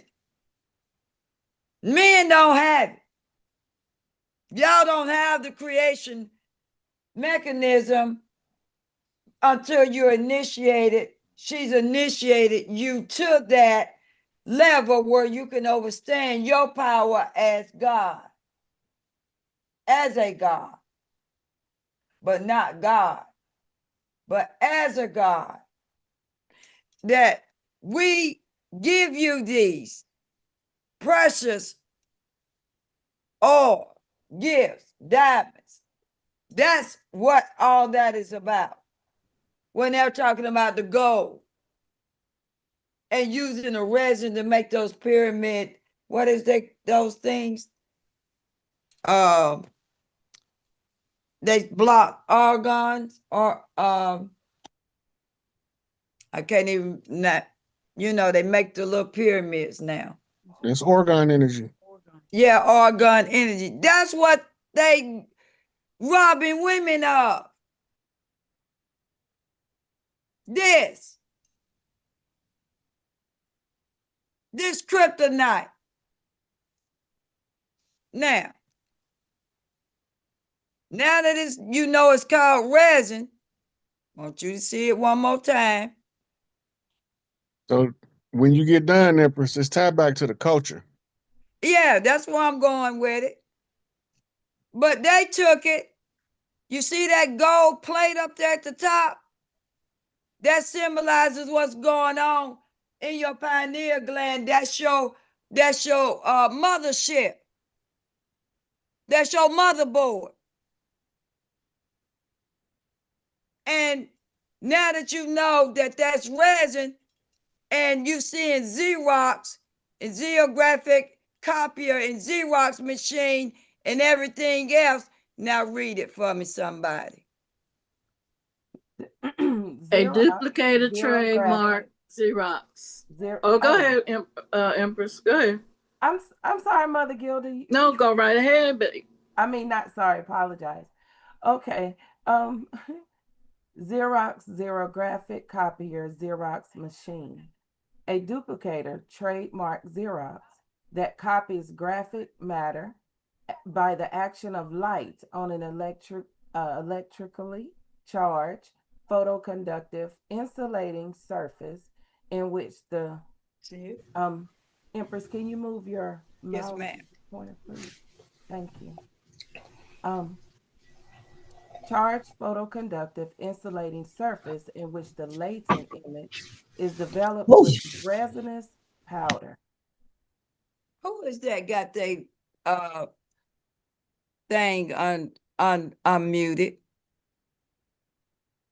Because this is important information about us.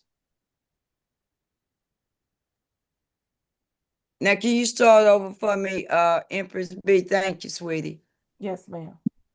Xerox, xerographic copier, Xerox machine as a verb. A duplicator, trademark Xerox, that copies graphic matter by the action of light on an electrically charged photoconductive insulating surface in which the latent image is developed with a resinous powder. Photocopy, runoff, Xerox as another verb, reproduce by xerography. Now, the key word here is light and resinous. They're telling you that they're getting it from you. This a drop the mic moment. Now you can open up your mics. Now you know. Ashe. Ashe, Oh my Ashe, God. Ashe, Ashe, Ashe, Ashe,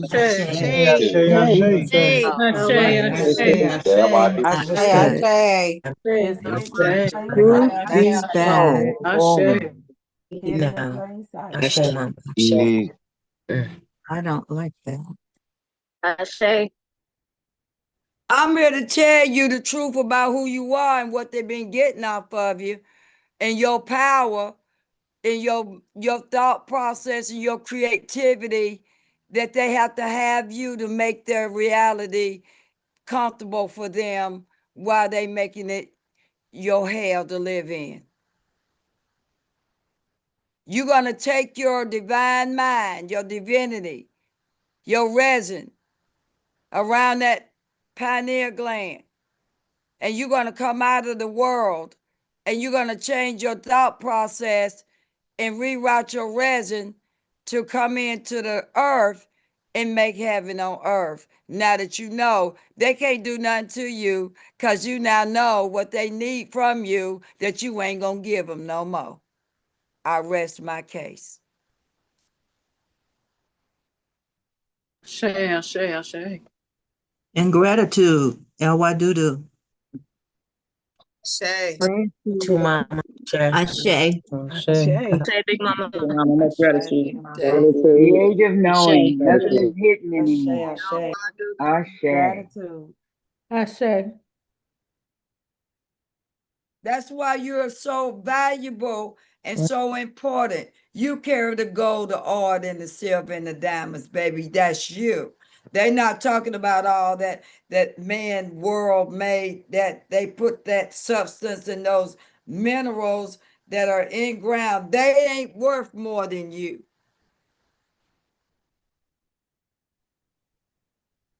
And me. We're the value because the man can't stand the fact that he ain't got it, and he'd rather rob you of yours so you can create his world. That's why they into publishing, y'all. They writing the spell with your matter that come out of your mamas, and aunties and great grandmothers and so forth. All women. Man, the Bible was never made for us to live by. It was for man to live by because of his ways. He was the one that needed to be fixed, not us. Did y'all hear me? It's always going to be them. The one to be fixed. Ashe. Ashe. Ashe. We don't need to be fixed. We are perfect in nature.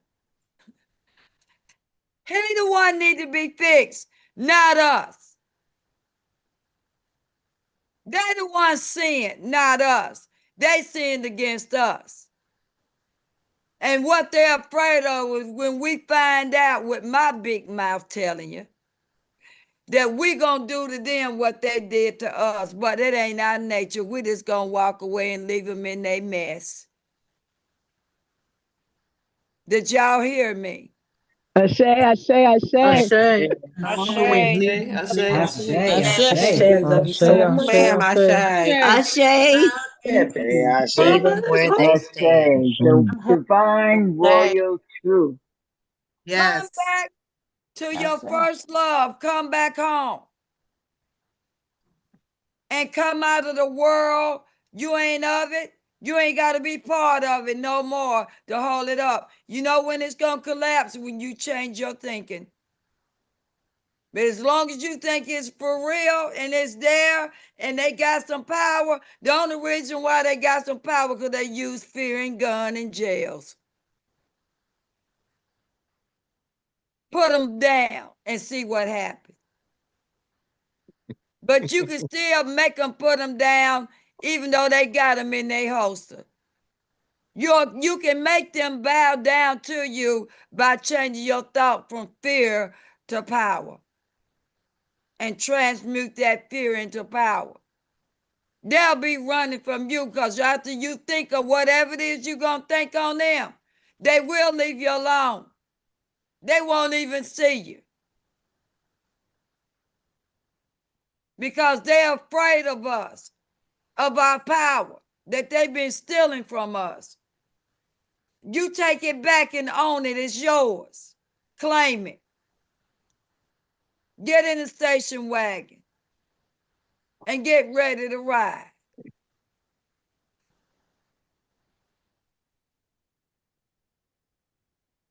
That's leaning. You ready to take them to school, Empress? Ready to take them to school, baby. Take it away. In the hieroglyphs in Kemet, there's a famous depiction of an anointing ceremony. And it's a man on his knees and the two women, one in front and one behind him, are pouring these vases of liquid on top of his head. Okay? Now, first thing is, when the women anoint you, that's called christening. Not CHRI, is KRST. Right? Now, the liquid that they are using, the women used to order from the Sobek priests.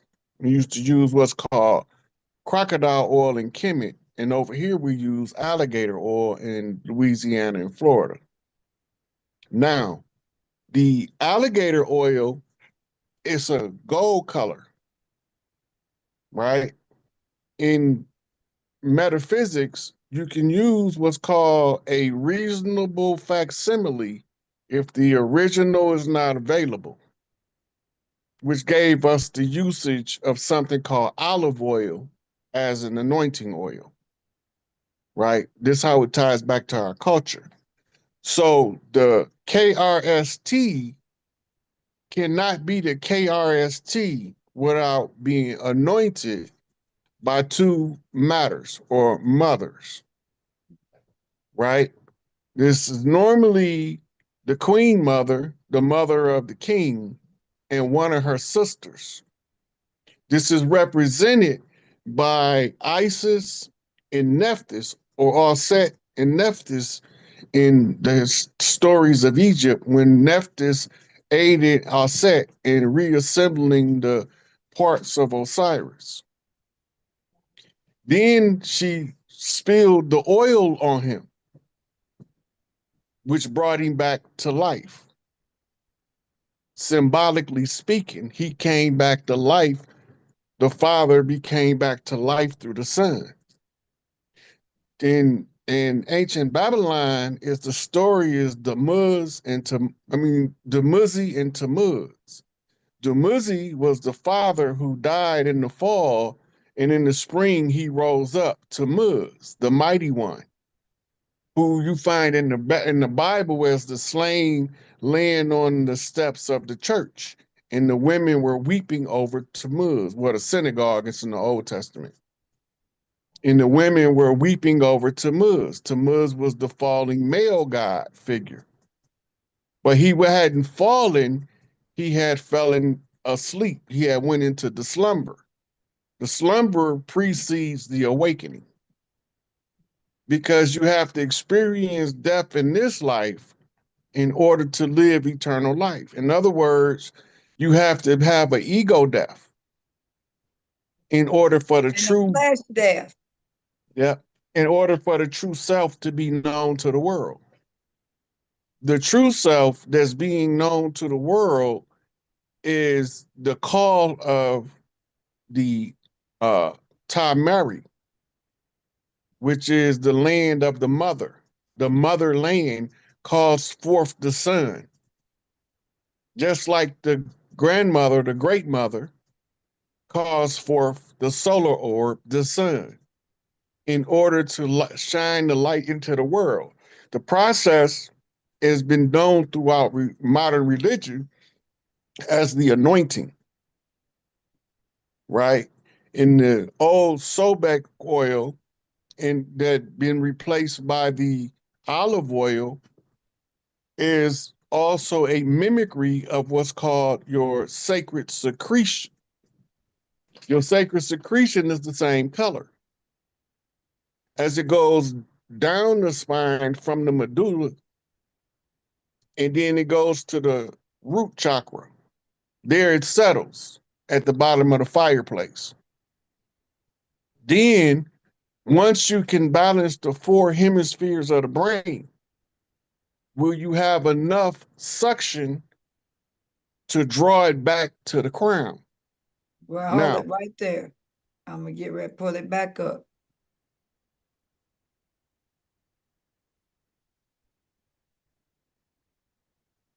Proceed.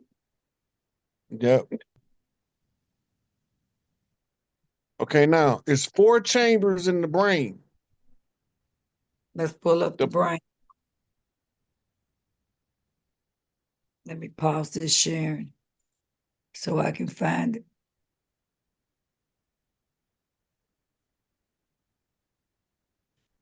So when you look at the 4 chambers of the brain, in the lower left hemisphere is where the pituitary sits. That's known as the father's chamber or the king's chamber. But in the upper right chamber is where the pineal set. That's called the queen's chamber. Okay, The hold on. I'm pyramid- getting ready to open it up so they can follow Yeah. you. Yeah, while I'm explaining, then when you go back to it, we'll go back over it step by step. That's so we don't have dead time while we pulling it up. Okay, so the mother side of the brain is the right hemisphere where you have the pineal gland at. Now, from the queen's chamber, she has an archway called the anterior gyrus on the right side of the head, where all of the abstract spiritual information penetrates the brain. And when you illuminate the pineal gland, it shines the light through the sacred secretion and gives you what's called the glow.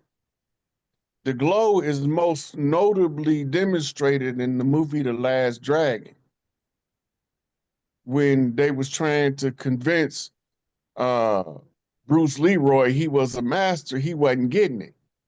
But when Shonuff, the root chakra, came a-calling, that's when he realized that he was the crown chakra. Your desires are great, but they're not greater than your wisdom. So this is a bottom view, side view, right? See if you could type in 4 chambers, brain 4 chambers, because that'll show it better.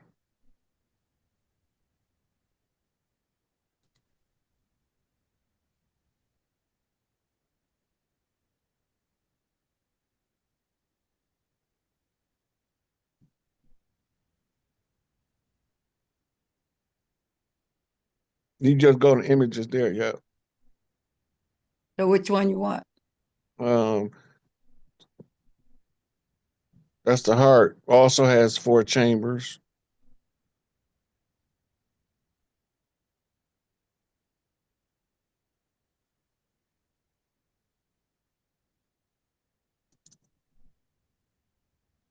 Can you change the word from chambers to lobes?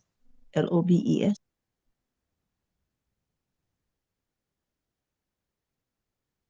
Thank you. I didn't think about that. That like that? No M. LOBES. Okay.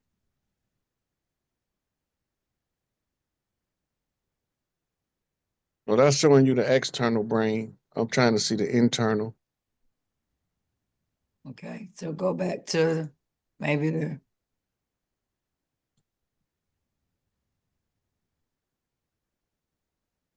And put internal.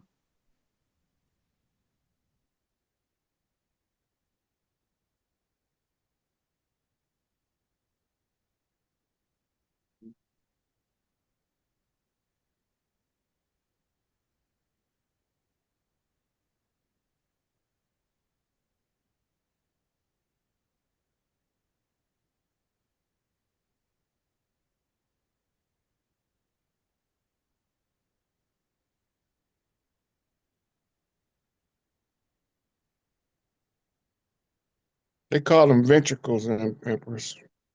ventricles. Okay, so that's what you want me to put in? Yeah.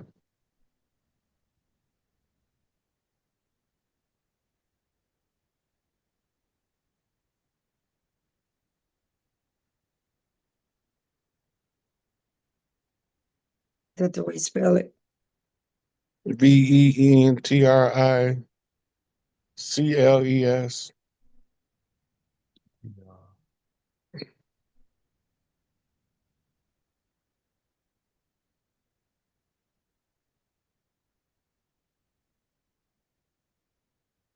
Okay, scroll down, son. We're gonna find a good one to show all 4 of them.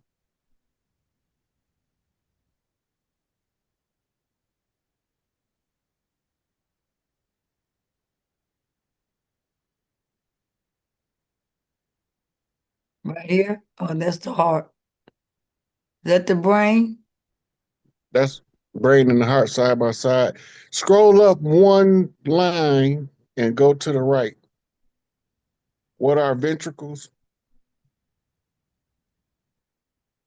This one? The next one over to the right. Let me go back there. That one right there, yeah. This one right here? Yeah.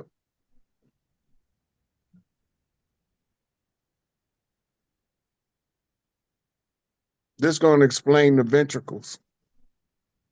See, most people don't know that you got a brain beat like you got a heartbeat. Now, if you see the spinning skull right there, you can see all of the 4 chambers. And you see how it's breaking it down, showing you different parts of it. It's actually going through a discourse explaining it. So do you want me to just play it? Because it's only 1 minute. Yeah, go ahead and play it if it's only a minute long. Interconnected, fluid-filled cavities that produce and store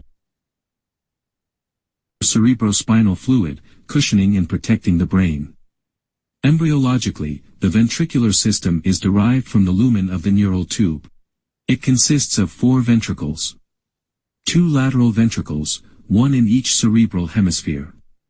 The 3rd ventricle, located in the diencephalon, between the 2 halves of the thalamus. The 4th ventricle, located in the hindbrain, between the pons, medulla, and cerebellum. CSF flows through these ventricles and into the subarachnoid space, where it circulates around the brain and spinal cord before being reabsorbed into the bloodstream. Flow of CSF through the ventricles. Now, let's talk about the flow of CSF through the ventricles. It follows a specific direction. CSF is first formed in the lateral ventricles. It then flows into the 3rd ventricle through the interventricular foramina of Monro. From the 3rd ventricle, it moves downward through the cerebral aqueduct, aqueduct of Sylvius, into the fourth ventricle. Entry into the subarachnoid space. From the fourth ventricle, CSF exits through 3 openings. The median aperture, foramen of Magendie. The lateral apertures, foramina of Luschka. At this point, it enters the subarachnoid space, which surrounds the brain and spinal cord. This space allows CSF to circulate, providing cushioning and protection. You see where it mentioned the arachnoid that you read about in the other paper? And the picture right here. No, you had a description up You that was talking given the definition of what? of the not the resin, the matter in the Oh, brain. yeah. Okay. Right, That's right fine. here.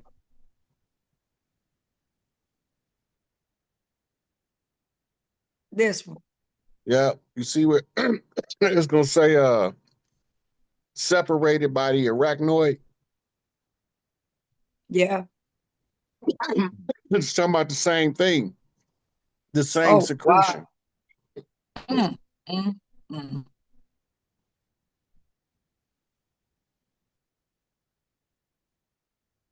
Y'all better see it. I mean, look, this is the most powerful information about you will ever get. This is the center of you. This is the essence of you, women. This is why you couldn't be the king until you was anointed by the mother.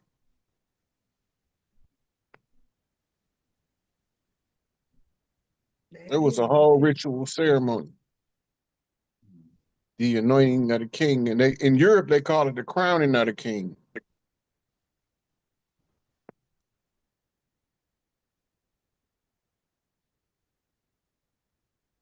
I mean, you could probably drop a mic right now, right, y'all? Ashe. So, we coming Ashe, up on. very powerful. Very Very powerful. good. Come Elma, on. Gratitude. Gratitude. So we coming up on 10 minutes till 9. We said 2 hours. So what we're gonna do now?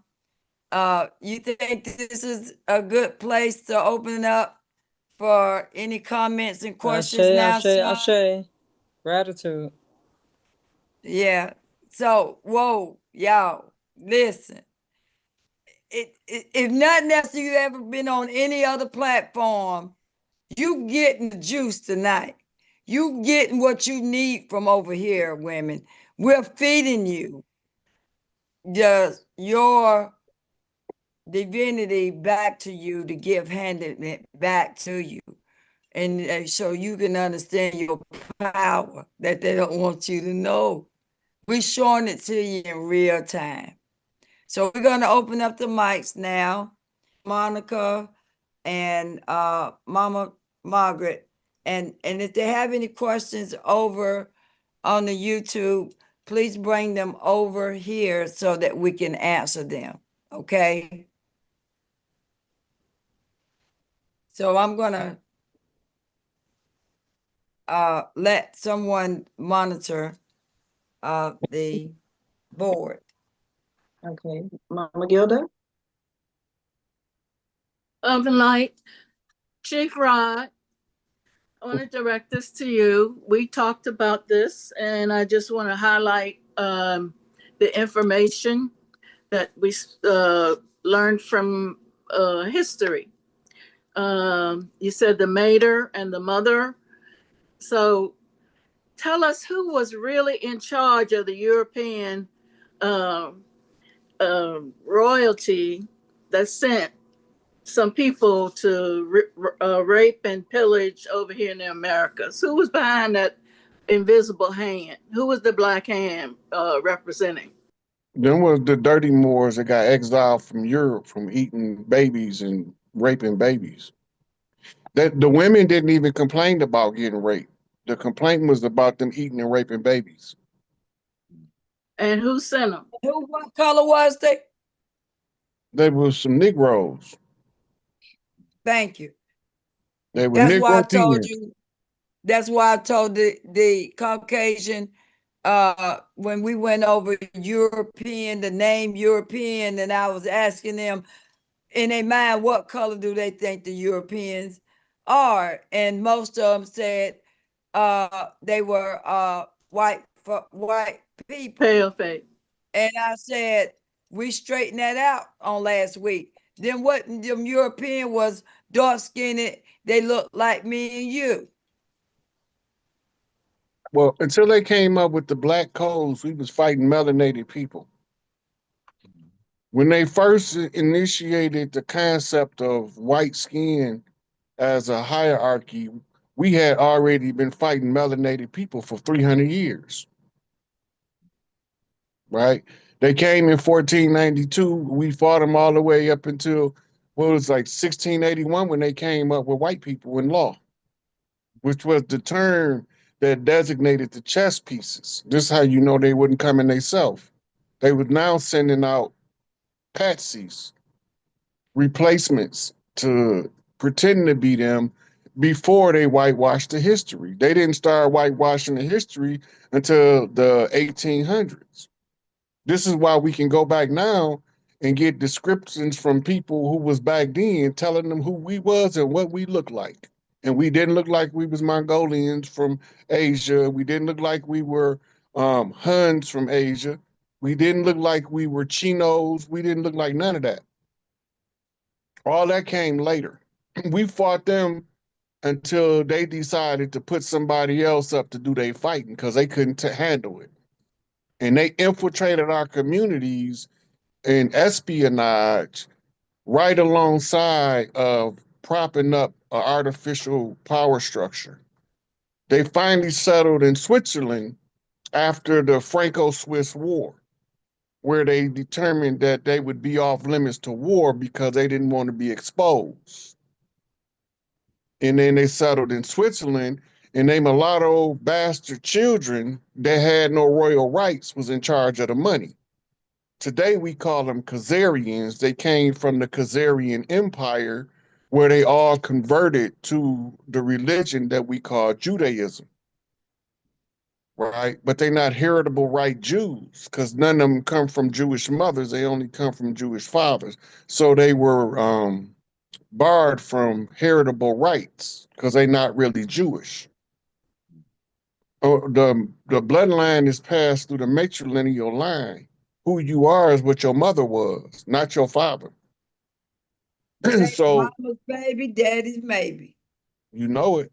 So the mulatto offspring of the fathers who had the harems was given charge of the bank so that they can keep them under control and use them for future conquests. It's all played out in the actions and behavior of the people from the time that they was doing these things until it unfolded. They exposed themselves and their agenda by doing what they were doing. That's why you got to read Secret Relation Between Blacks and Jews, part 1, 2, and 3. Because when you get done with the first part, you're going to realize that a lot of these places, they blaming pale-faced Jews. There wasn't no pale-faced Jews there, only Jews that look like us. And the people that wrote from the land at the time described them as looking like us. They didn't never describe those pale-faced people. Always described them as swarthy. Right? That's German, meaning black. Or they call them Moreno or Morisco, which is from the root word morenos or moro, which means the melanated, dark-skinned, woolly-haired people. So they had the same physiological description of us, but they had a fundamental character flaw. They selfish to a fault. They will ruin themselves to ruin you. And the part that we never took into consideration is is that when Elijah Muhammad say that as wicked as you think the devil is, you haven't even got started at the depths of his wickedness. The deepest you can think is not even the beginning of how wicked he really is. And the You broke most up. I didn't illest hear trick you. was the. Go ahead, Empress.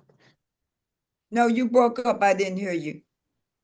Elijah Muhammad said that as wicked as you can think the devil is, you haven't even cracked the surface of how wicked he truly is. Your mind can't grasp his wickedness. 120 degrees of tricknology. They are working on a principle. In the desperation, if you watch them, you can see what they're desperate about. Because they're going to all rally around the same desperation. But when the things they're not desperate around come up, they don't acknowledge it because they're not desperate there. They only care about two things, money and power. They don't care about nothing else. Whereas we care about people. We care about one another. We care about family structure and family values. They think all that stuff is in the way of their wealth and their power. So they want to disrupt it. This is what the story is, the metaphor for when they crucified the Christ and divided up the royal garment. That means the dividing up of the family fabric, the royal house, which is called the separation of the grail lines. Separating where they don't know each other no more. Now they fighting each other. And they think they call games. But they don't remember the aim, the avatars in gang. And G is the 7th letter made. And the Masonic symbolism is all on top of it. They called us that. We called ourselves tribes, families, villages, pueblos, right? But they came along and said, no, y'all gangs, y'all are enemy-dependent nations. We won't acknowledge y'all. Y'all are outlaw tribes. Y'all outside of the scope of our law, so we have no answer for you. So we just gonna treat you like we treat everybody else and hope you don't realize who you are, because if you do, there's a system tribally established that goes back thousands of years. And if one of y'all figure out this system of putting it in the public domain and exposing the frauds for who they are, then we gonna lose power and y'all gonna be back in charge. And we don't want y'all to treat us like we treated y'all. Oh, who do you think they're talking about, y'all? Us, the women. And they got all this written in their oaths. They got written oaths. The most violent, bloody oath of the papacy. The secret oath. The protocols. Don't tell the women who they are. Don't tell the Black Madonna. Because if the Black Madonna wake up and realize and figure it out, which she has, game changer. Yeah. That's why we call this platform with me and my son, what? The game changer. Ashe, Ashe. Thank you, Mother Gilda. Who's next? Ashe, mama, light bulb moment. Light bulb moment. Love you, love and light. There are no hands up. No hands and no questions in the chat. All right. Hello. Hello. Oh, okay. One late one. Deborah. Always in gratitude over here. Ashe, Ashe, Ashe. And honors goes out to all of everybody who's listening, because it is wake up time. And Chief Rod, thank you so much. I've been following you since you came out of that prison wall and you went into that station and you all had that little car. And that's how far back I remember finding you. And you were like a game changer. And I just want to say, you said something that was so resonating with me still. And I was like, I can't wait to meet him. And this is the time I want to say it. You said You have an auntie named Adele. You also said you have some folks from the Carolinas. So do I. My mother's name was Adele. And so I said, well, okay, I have to run that by you, that energy, that good energy, because I'm much like you are and everyone else on this panel. Thank you all so much. Ashe, ashe, ashe. So Aunt Adele was my father's auntie on his mother's side, and she lived in right outside of Canton, Mississippi, until she passed away. I don't I don't even remember when she passed. So she could still be living, but if she is, she's over 100.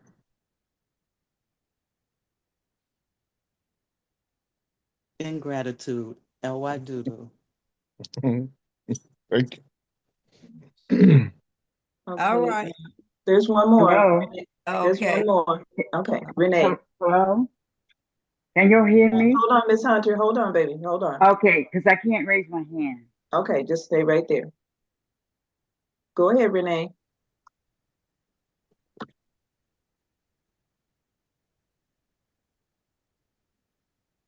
Renee? Raise your hand. Okay, well, go ahead, Miss Hunter. Gratitude, appreciation for this force that's coming through. This with us being on earth but not in the world. This force is coming to us. It's just pure, authentic love energy. I love it. I'm just in love. I'm in love with love, and I appreciate the Empress, the Emperor. I call Rod Lightning Rod because every time whatever he say, I get lit. It's like lightning rod. However, the other yesterday, or was it early this morning, the morning show, the Big Mama spoke about the mitochondria, Yeah. that bloodline. So in my family, it was 5 girls, 2 boys. So the 5 girls can carry on the mitochondria, but the 2 brothers can't. They just have it. They have it for themselves. So my thing is that with my mom who carries the mitochondria, her mother, the children that she had, the boys and the girls, only the girls can carry it. However, I have this close relationship with my uncle Anderson's daughter. Her name is Arlene, but she doesn't carry the mitochondria. But our closeness is so close, and she really loved our grandmother. Because like Big Mama House, anytime that her children need to go someplace for safety, that's where we went. So she has this strong attachment to her grandmother, but her mitochondria is through her mother. So my thoughts is her and I are so close. We're like sisters. We're like more than sisters. But we don't have the same mitochondria. But anytime we speak, it always go back to our grandmother from her father to and from my mother. We just have that close relationship, and with that it's just a beautiful thing to know that, like Empress had pointed out, it's all through the blood. And that mitochondria blood just takes us back to our beginning. And so my thing is that I love my cousin. We're like more than sisters, but we don't have the same mitochondria. But her and I, when we So connect, go let ahead, me Rod. explain to you how mitochondria are working. It might help you understand y'all connection. Yes. First of all, it's more than mitochondria when you talk about a granddaughter of a Yes. grandmother. Yes. Right. That granddaughter was in that grandmother's womb when her mother was being formed. That's me. Right. That would be me. So you was Okay. in your grandmama womb when your mama was developing. because all the Mhm. eggs your mama had when she got done developing, her mama had gave them to her already. Mhm. That means that your grandmama is also your mama, because you Yes. was in. The woman is the only person that's in two wombs, right? And that has a womb. Yes. The mitochondrial carries the love line. Okay. Now, here is the critical thing about mitochondria.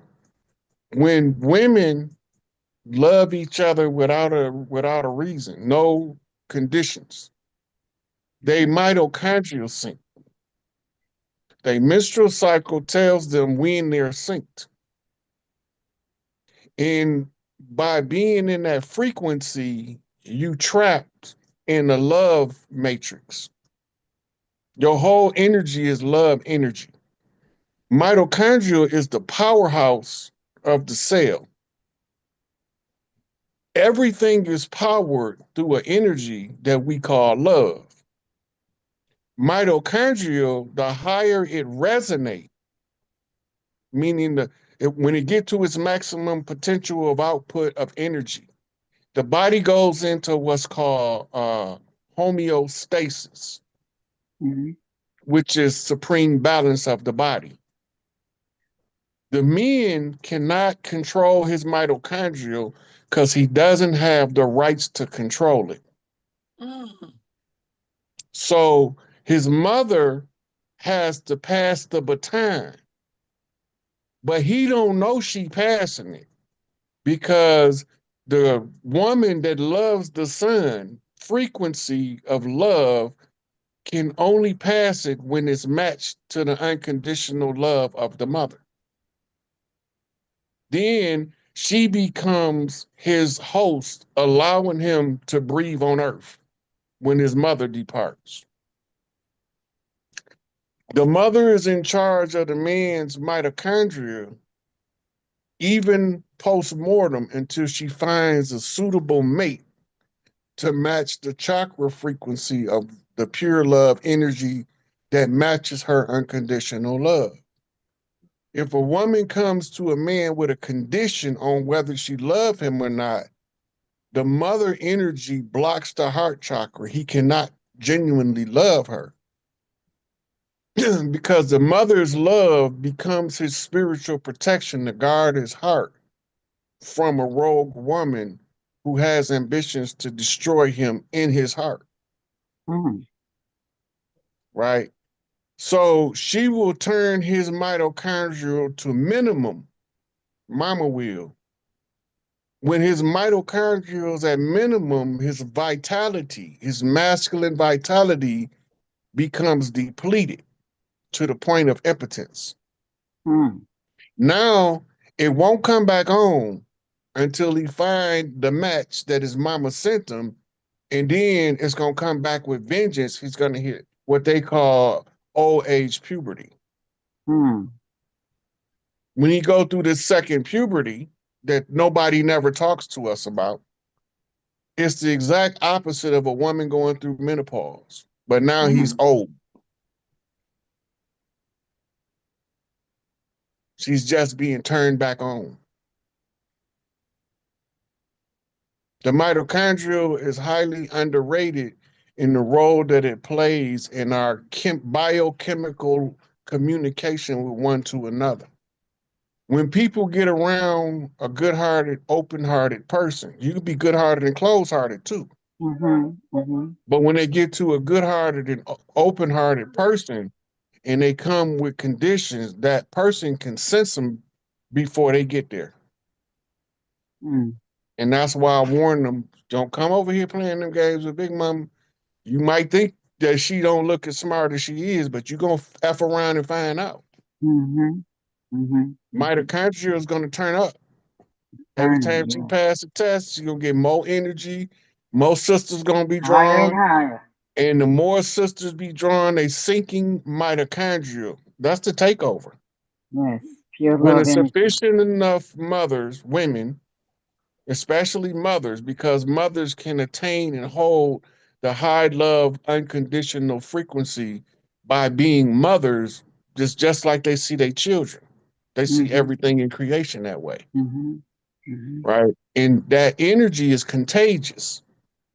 This is why I know that Jesus wasn't a man, because only the resonance of maximum output of mitochondrial can you touch the hem of our garment and be made whole. Yes. If he can't turn that mitochondrial up, and he can't do it by himself, the Sufis been trying for years. They can turn it up for a few minutes, but as soon as they leave the meeting, it crashed. And that's how I knew it was a women's ritual to restore the balance and the harmony and frequency of love back to the earth, because they can't sustain it when they separate. But the women becomes contagious one to another. Everywhere a woman at, they begin to recognize them and be like, girl, how you doing? And don't know each other from a rock in Iraq. Girl, I'm just fine. How you doing? You look so cute. Where you get that outfit from? In modern terms, where y'all can understand what I'm saying, a baddie recognize a baddie. Right? And a rotten bee can't recognize nothing. She just thinks I want to interject something. Just in the last probably 4 or 5 days, I've had a number of women to speak with me about the changes and the energies in their household with their man.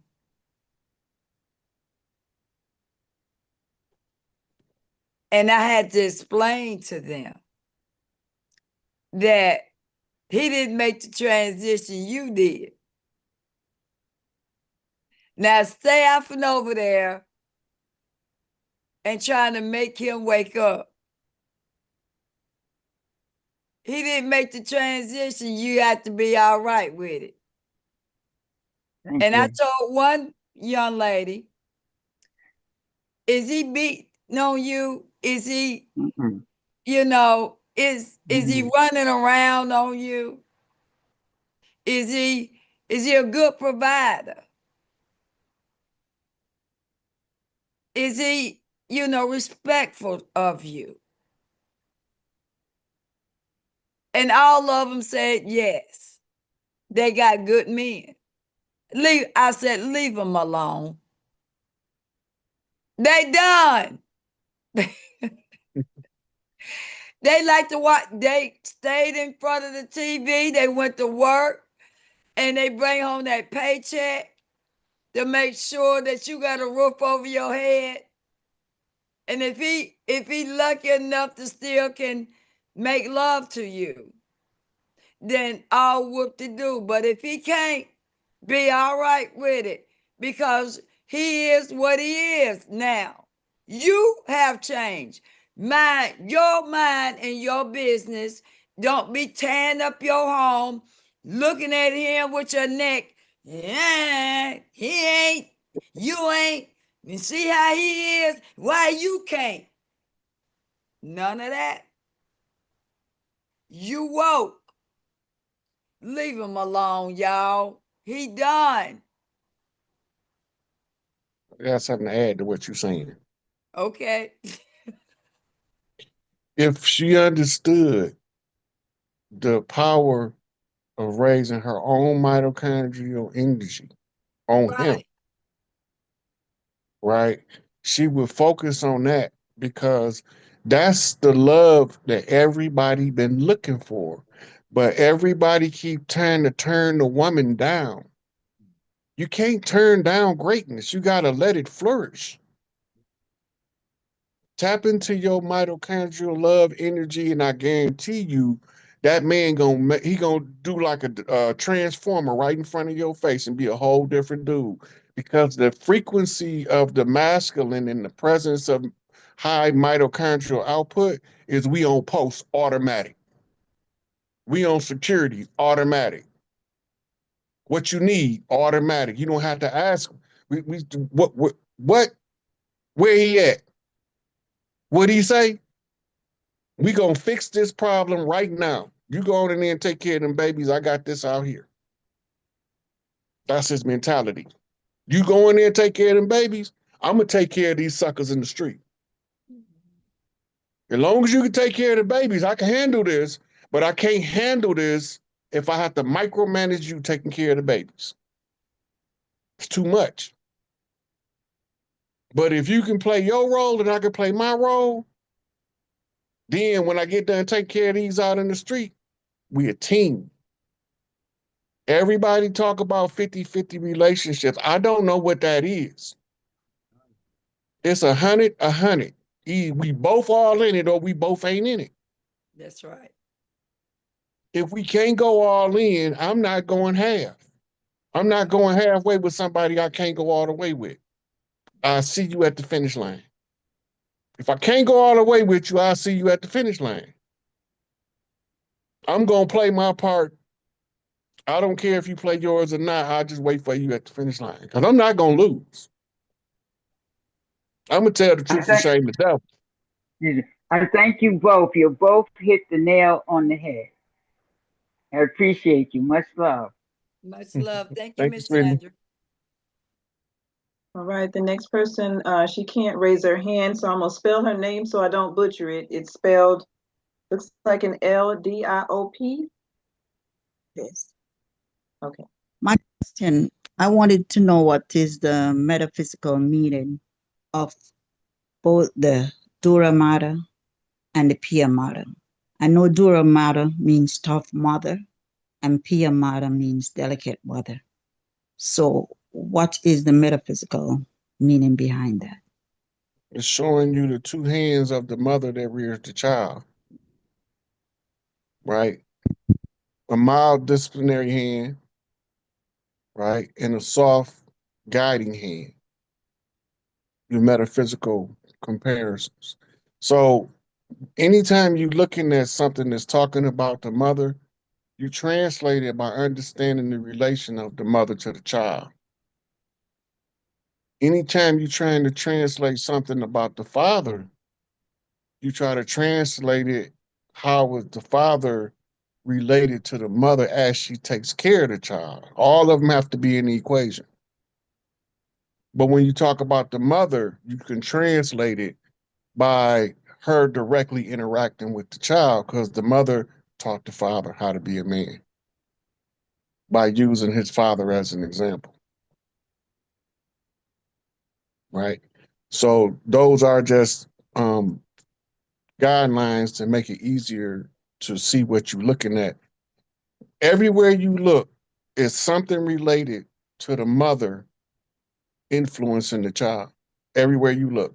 But it's always kept secret and nobody tell you what it means. We always have been the secret. Well, the secret out now. Yes, it is, because I'm telling it. Yeah, So and the secret was that well-dressed lie then been exposed for his well-dressed fraud. And now comes the naked truth in her full glory. Lady Godiva, the freedom rider.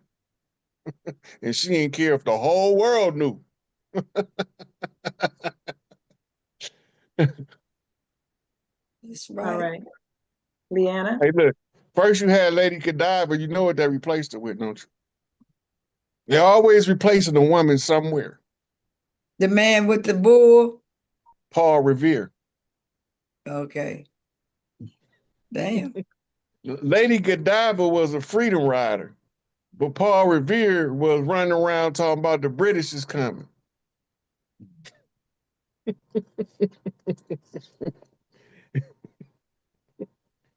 I'm just saying, in the world, it all repeating cycles. They can try to cover her up.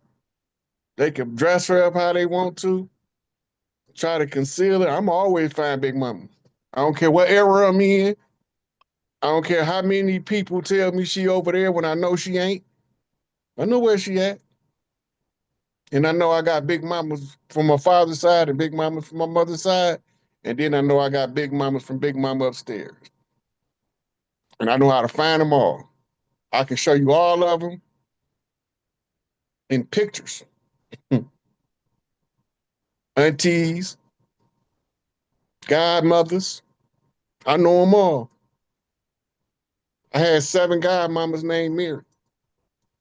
I couldn't figure that out for years till I realized and understood the 7 sisters. Shay. Who's next? Leanna.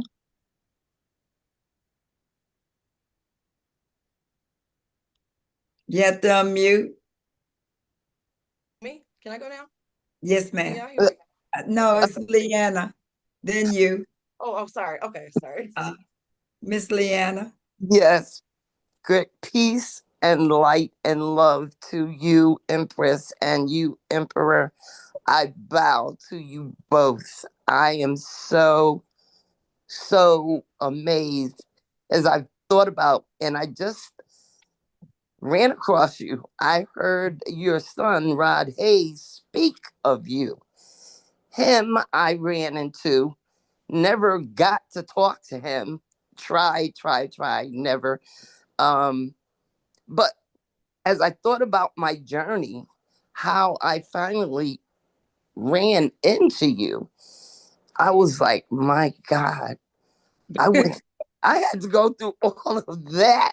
Let me tell you, it was not easy, but I bowed to you, and I am so glad to be under you, to learn from you. Just amazing. You remind me so much of my mother in a way, and so many things. I guess that's because back to the original order of things. I'm 73 years old, so I've lived a few years. And what I wanted to ask Rod was that I was born, at least my mom told me, I was born with a veil covering my entire head. I remember as a kid, I would see things. You know how old people say, see things. That girl see feet and stuff like that. Then as I was 7, we were living in, I'm gonna be quick, time is sacred. Philadelphia, South Philadelphia. My mother, her alcoholic man, that's another Jerry Springer show. But anyway, we were getting ready to go to bed, and the door was closed. And I saw this man, I'm going to say a man because he was dressed all in black with a hat, face was covered, couldn't see the eyes or nose or anything. A black, looked like trench coat, black gloves on, totally black, all black. I was 7. The door's closed. I see this man through the closed door. And I say to my mother and stepfather, Mommy, man's at the door. He wants to come in. Nobody's at the door. But anyway, fast forward. That was 7. I'm laying here where I live at right now. When I turned 70, I was sleeping. I don't know what brought me to consciousness. But as I woke and looked up, that same figure, being, deity, I don't know what it was standing at my bedroom door. And then this very bright flash, and he was gone. It was gone. The light was gone. Everything was gone. And I'm wondering, and I would think about him from time to time as I,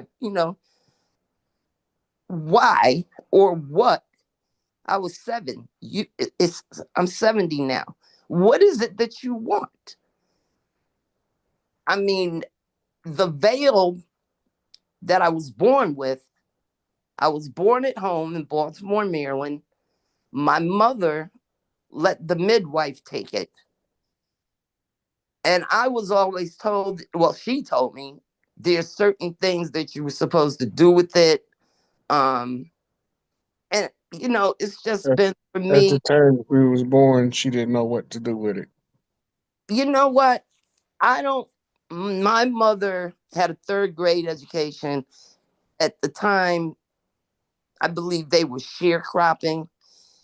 Her mother died when she was 2. So she was adopted by her aunt. The siblings were split up.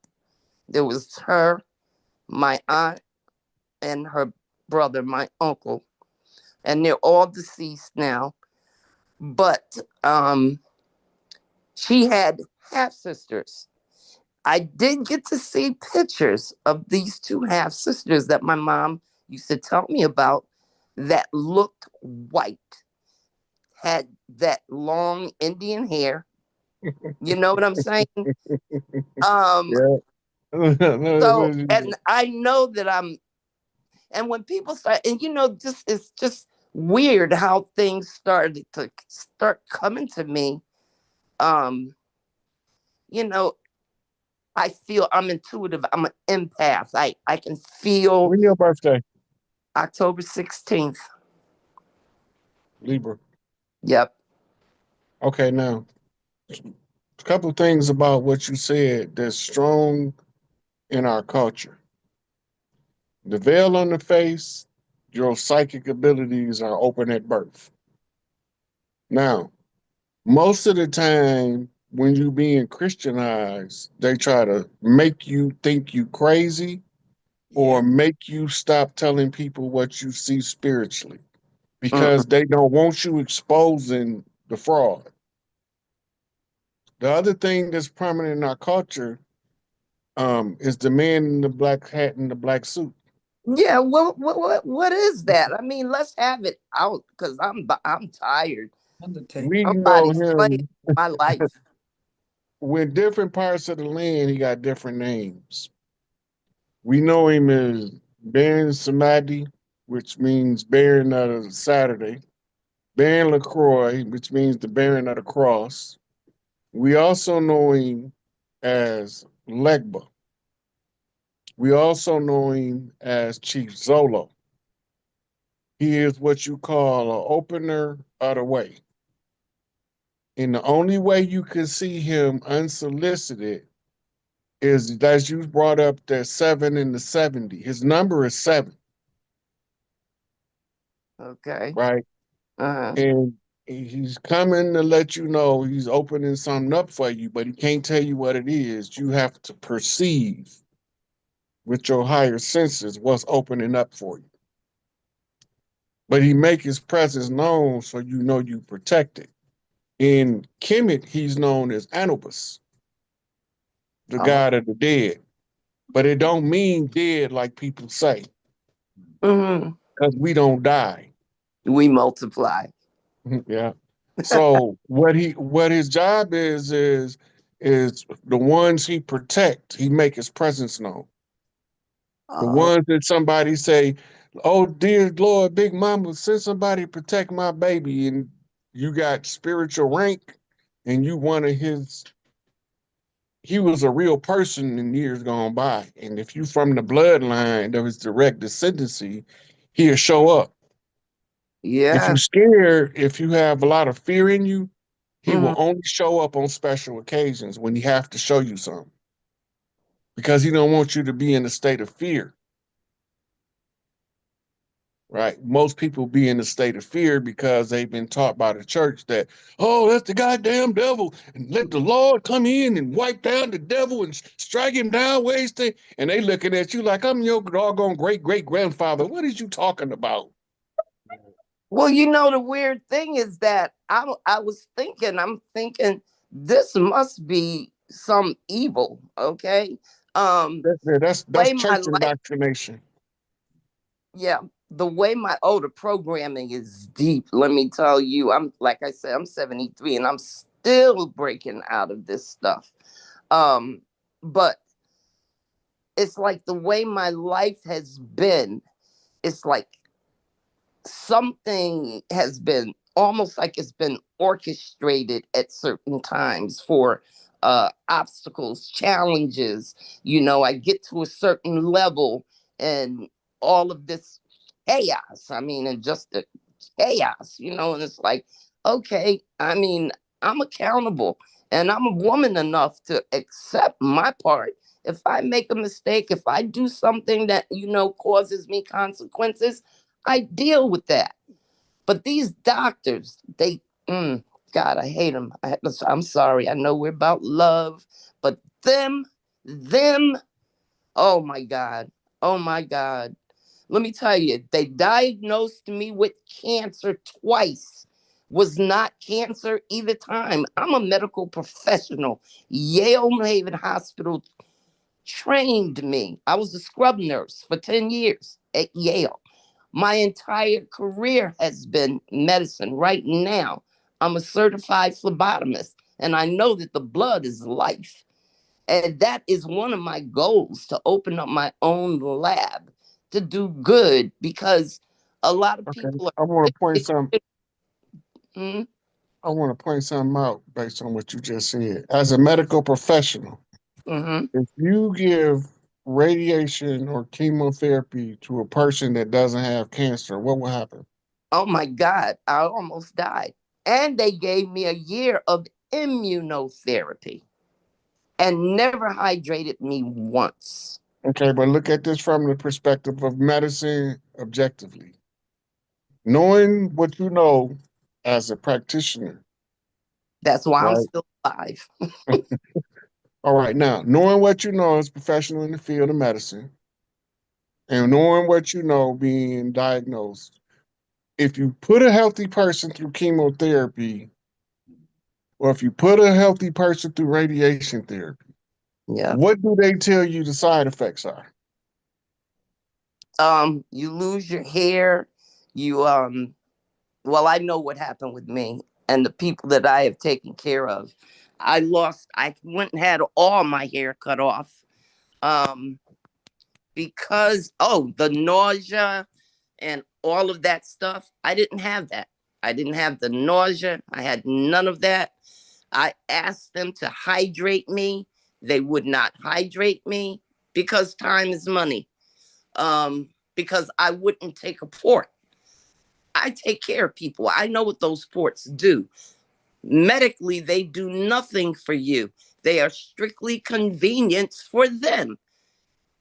Like I said, time, they put the port in. You need hydration. They just hook up another bag of liquid. That's all. But me, I didn't take the port. So they had to start IVs. I lost weight. I'm malnutrition. Now, let me just say this to you. There's no way you can have a vitamin D level of 11 or 12 and your calcium levels are still fine. They have done evil, and they took both bottom lobes. That's where the exchange of gases happen. Okay? So, and then told me that my thyroid was elongated. One time they gave me a growth hormone shot, and my God, I ate for a year. So when that guy showed up at 70 years old, I was laying here probably with one foot in the grave and one out, But I'm thinking he's evil. I'm like, this has got to be an evil person or entity or something. So thank you for clearing that up for me. And I'm going to stop. I yield. Thank you. Thank you. Love and light. Love and light. I honor the God in me. I honor the God in you. Thank you. So a lot of people don't know, if you give chemotherapy or radiation to a healthy person, you give them cancer.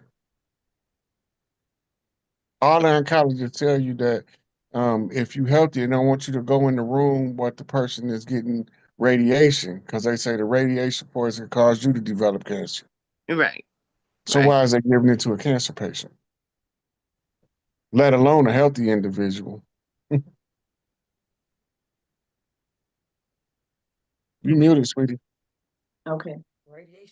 Okay, we're Brenda's next. Brenda Harris. And then we got one more, which is Renee, I Renee. see her. She'll be the last one for the evening. We don't have any more hands, so she'll be the last one. Okay. Thank you.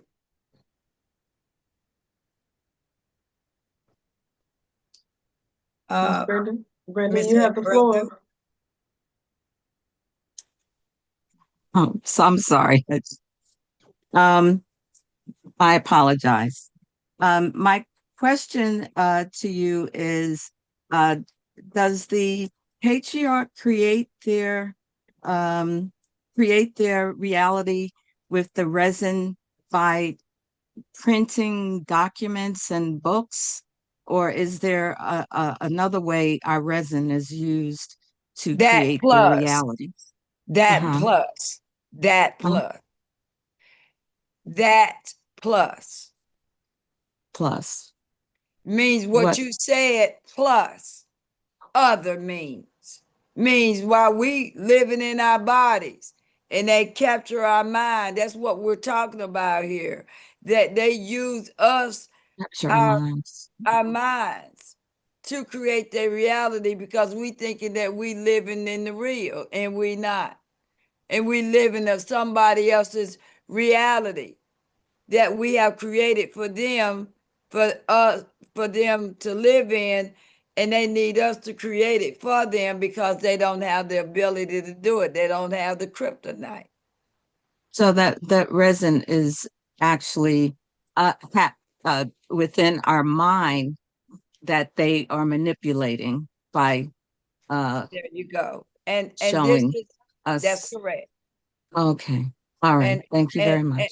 and this is what I'm talking about. Can you see my screen? Yes. This part right here.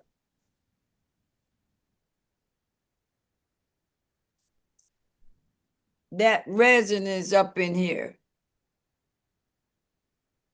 And I Yes. wouldn't even put it past that all this is part of it too.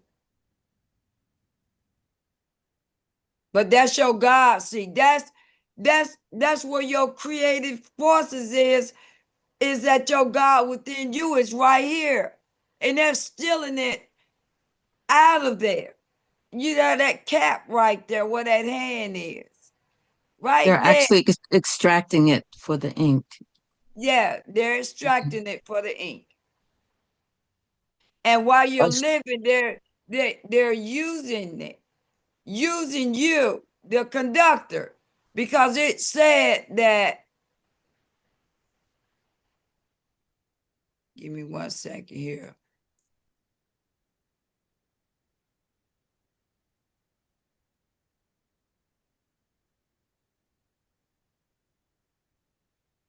That they was using it.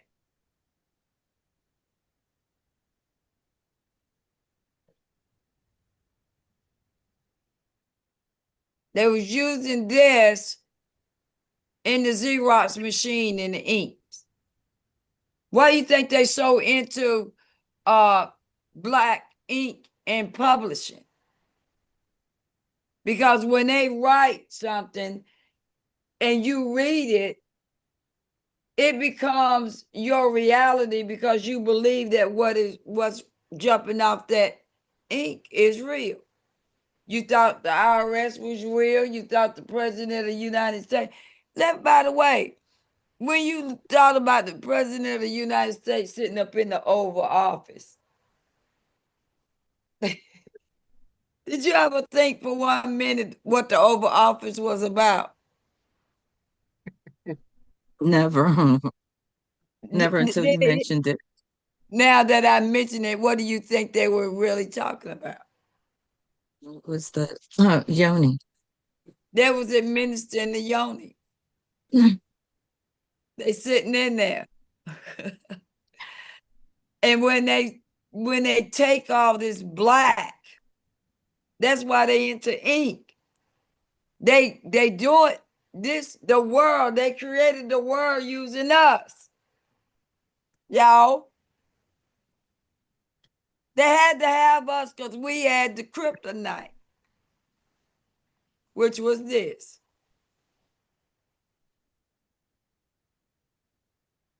That's our kryptonite. Look at that yellow resin. It's already described it. That's us. That's what's inside of us that make us so powerful. Anything outside of us, it won't even compare to the power that we have.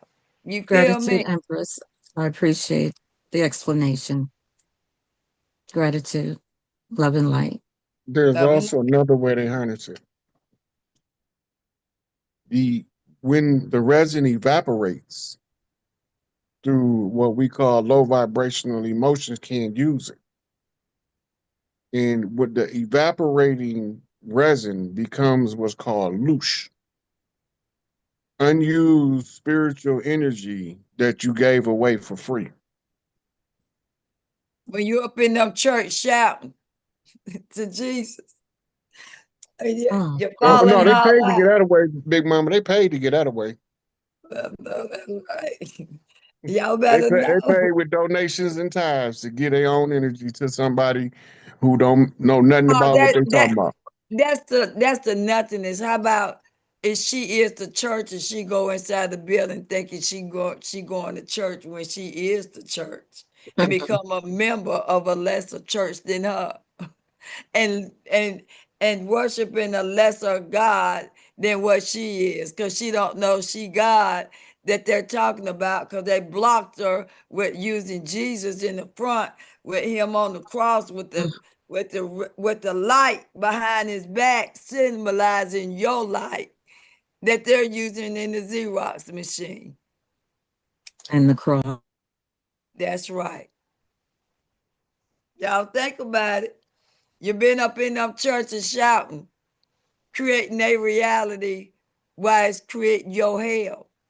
And you got on your knees, and this man standing up in a robe in your dress, telling you can't be a preacher in the church. The women places is to fry the chicken and shut up. Next time they tell you can't preach in the church, actually, is that what Mother Cersei say, or is that what you say? Because the church is named after Mother Cersei. The word church comes from the word Cersei, which was a goddess. Next Which was time they a tell you god. She about, wasn't no goddess son. She was a god. yeah, the next time they tell you about Europe, ask them if they know who Europa is. She was a melanated woman, one of the daughters of Isis. When they get to telling you about the church, if they don't know who Vatican is, whose sacerdotal seat they usurp in Rome, then they can't tell you nothing about who you is.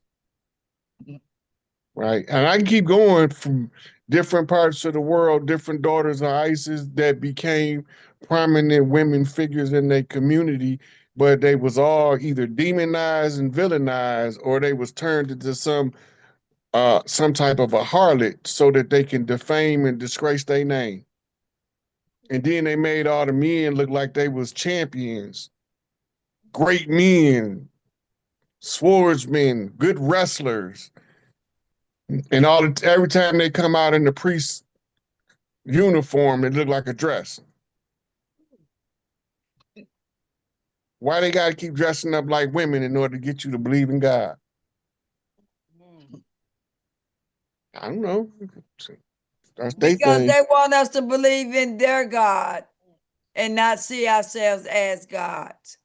And then Well, if they do reference us, they call us goddess. No, baby, that's still a lesser God, baby. It's God and God alone.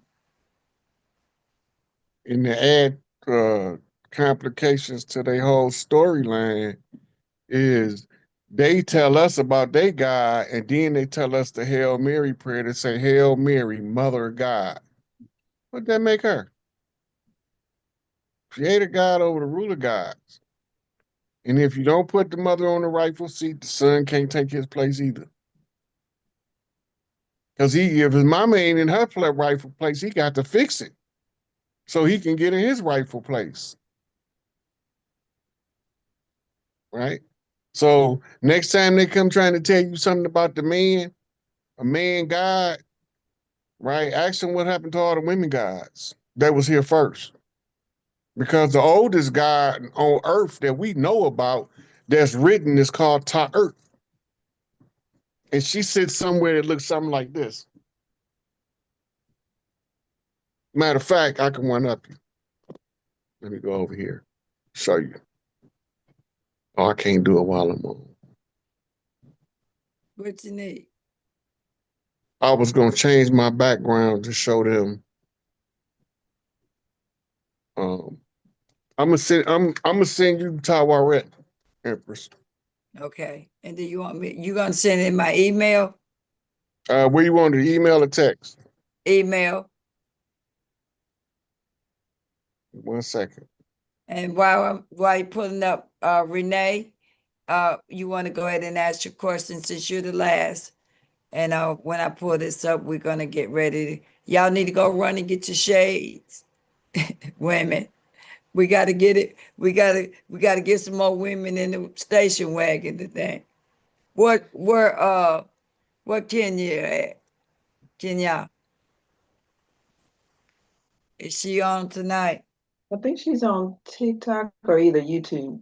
Okay, She's on one of the other platforms. okay. What my station wagon at? Y'all get them shades ready. I just wanted to say, Look at Miss Ina. I see you, lady. Go on now with your bad self. Cause I got mine. I'm putting on my Ray-Bans tonight.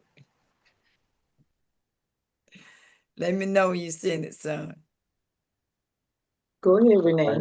I had to make sure I got them all right first. No, I'm Did about you to want her say. to, Go ahead, Renee. did you want her to go ahead?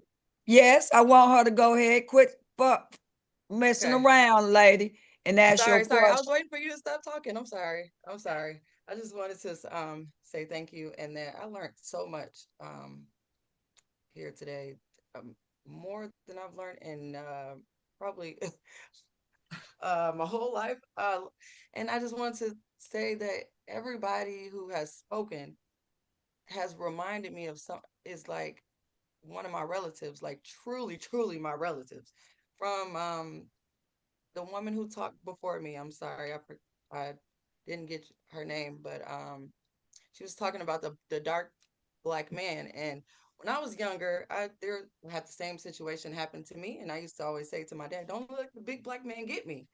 And he made me feel secure that he wasn't gonna get me. I guess when I was little, I don't remember that much, but I was also able to see. Some people said I was having nightmares, but then my grandmother was saying I was having real world, like seeing things that were actually happening. Um, my grandmother, we were very close, very close. This was my best friend. She taught me how to learn. She taught me how to teach. She taught me everything. And I know she's still with me because when I'm going through my hardest time, I call out to her. Her name was Bessie. And the other night, I just was feeling so weak and I was just feeling weak.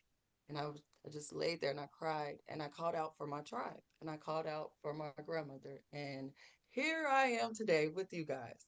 And I just I just want to say thank you. And you guys are great. I'm not gonna keep going, but Go on and get your shades, girl, and join the station wagon crew.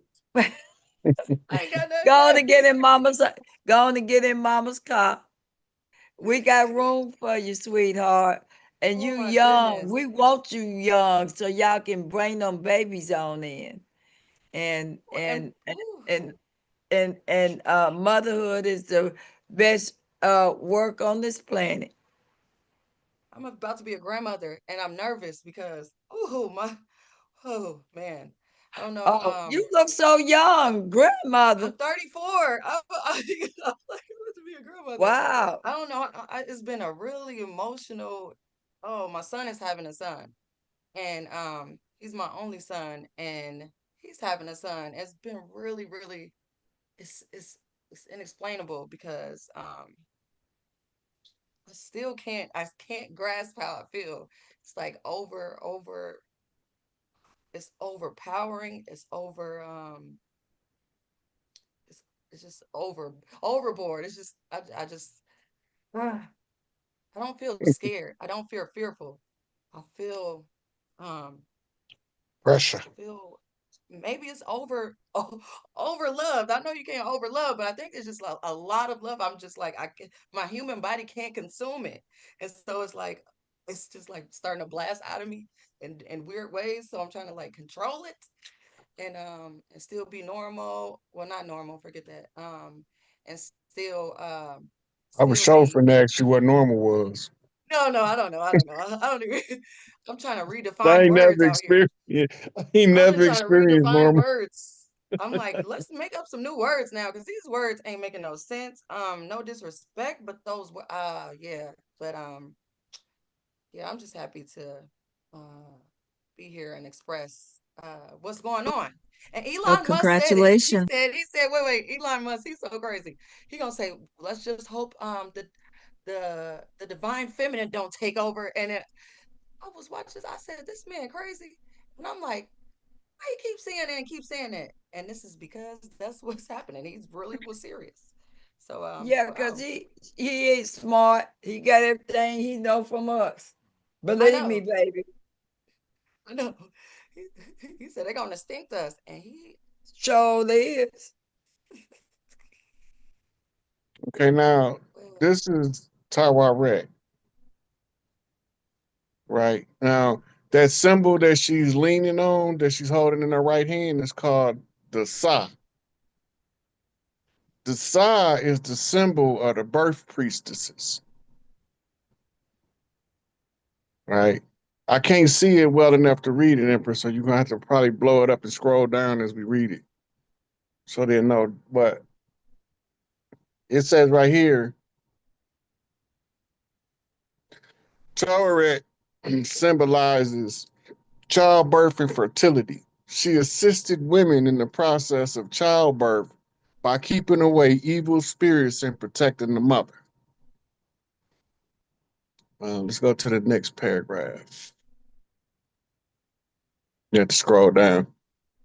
In Egyptian mythology, Tawaret was a symbol of resurrection.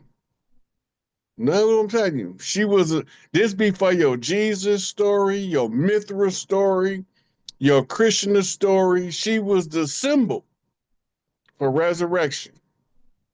She aided the deceased in the various trials and tribulations of the underworld. Tawaret is seen as an emblem of motherhood. This is made clear in her role as protector to Horus and the sun god Ra. So if you need a female to protect Horus and Ra, who is she? In Egyptian culture, Tawaret symbolizes protection, and she safeguards both temple premises and households. Who duty is it to tend to the house? The mother. Who duty is it to tend to anything that come in the perimeter of the yard? The father.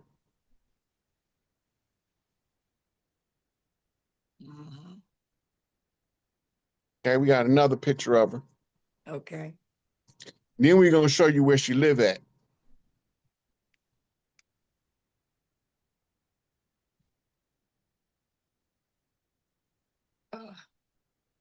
Excuse me.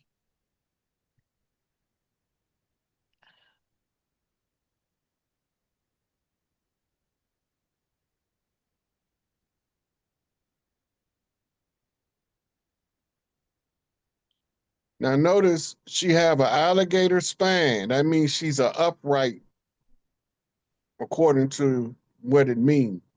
The gator spine means she was an upright woman. Right? Now, let's scroll down some so we can read it. Tawaret, also known as Tawaret and Theresa, was a widely worshipped ancient Egyptian goddess of fertility, childbirth, and protection. Depicted as a pregnant hippopotamus with a crocodile face and lion legs, her fearsome appearance was intended to ward off evil. Right?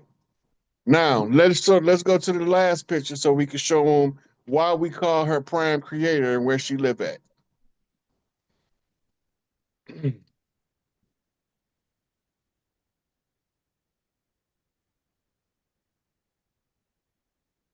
That one right there. This is the ceiling of the temple in the Dendera temple. As she scroll in, you're gonna see that she's facing 45 degrees to the right, which makes her look to the bottom of the page. But there she go right there. She don't have a sock when she at her home seat. She got a butcher knife.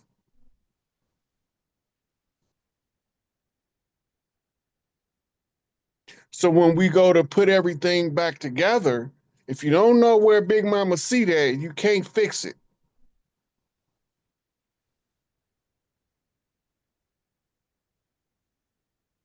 There's so much symbolism here, I'm not gonna go into it. That'd take a whole another 2 hours. But look at what I'm talking about. The first and oldest known deity of the planet Earth was Tawaret. She go back to ancient cultures that had no English, Hebrew, Greek, or Latin. That she preceded all of that. As above, so below. Because Mama is in her seat in the sky, Mama got to get on her seat on earth. I yield, Empress. Ashe. Y'all, please Ashe. open up your mic. Everyone. Ashe. Ashe. Gratitude. Hey, Mama. Ashe, Ashe. Thank you. Right, Ashe. I say, Mama. See, Ashe, Ashe. y'all show my son some love and send him some aid, put it in the chat for him because he deserve it. And don't forget to donate to Big Mama because Big Mama got some gas she need to get in her station wagon. And she got some chillings to feed on the way. So I need you to donate to both me and my son likewise, okay? And because we already there, y'all. It's just that the car is running, waiting for the rest of the crew to show up. And because we getting ready to ride shortly here, I'm talking about this shortly here. And I don't want nobody to be left behind. And I certainly don't want to run out of gas before I get there. Okay? Got a lot of moving parts going on. Y'all got y'all shades? Where your shades at, son? I don't got my shades. I just put my glasses on. Put your glasses on. Can we get his, excuse me, Mama, can we get his Cash App Yep. or whatever he's Yep. using? Go ahead, because I need y'all to keep and post it over there. I had lost power with my phone, so I came off TikTok because my phone shut down. I didn't know that it was needing to be charged. But they got their earful. They got all the way to the Q&A, so all is well over there. I'm not going to try to go back on there. So put my son's information in the chat and send also over to the YouTube. Because he never asked, just like me. I don't ask for nothing either. But right now I am soliciting for people to donate for the movement that's happening now, that everybody's now getting in their station wagons and we having a caravan. And so we intend to get where we need to go, because it might be some folks ain't got no gas money that we may need to give them some gas money. Ashe? Ashe. All The right. Cash App is in the chat. I just don't know his PayPal account. What's your PayPal? At SICK01. It's almost the same as the 01 at the end of the SICK, just like my Cash Okay, App. just spell it for us so it'll be right. At is Rod Hayes at SICK01. That's the PayPal. okay? And send Big Mama some love while you sending her son some too, okay? All right. Now, health and happiness. Thank you, Hugh Harmony. Thank you, Miss Anna Davis. You know, let me bring Miss Anna while I'm getting ready to get our song on. I want y'all to watch this lady. She got more energy than I have. And when I grow up, I want to be just like her, moving just like her. This lady right here. Miss Anna Davis, how you doing? I haven't had a chance to speak to you lately because you've been moving, girl, okay? So you can unmute your mic, and because we want to say hi to you. Well, And thank you. you ready to dance? Because we're going to spotlight you tonight. I get my exercise with the music as we go through this. This has been a wonderful experience for me. Yeah, because we want to say hi to you. And when I found out that this was a recovery program, and I hold on, Miss Anna. Yeah. I hear some background noise. Is it taken care of? Because I want to hear what Miss Anna has to say. It's gone. Okay, Miss Anna, go right ahead, sweetheart. Oh dear, I have so much that I want to say with you, and I hope sometime I could call you and speak with you about it. But this Yes, program, ma'am. I tell you what, Miss Anna, if you don't mind, do you know how to use the chat? Yeah. Okay, put it in the chat so I can see it, and I'm gonna put it in my phone right now. And after we close, I'm gonna call you.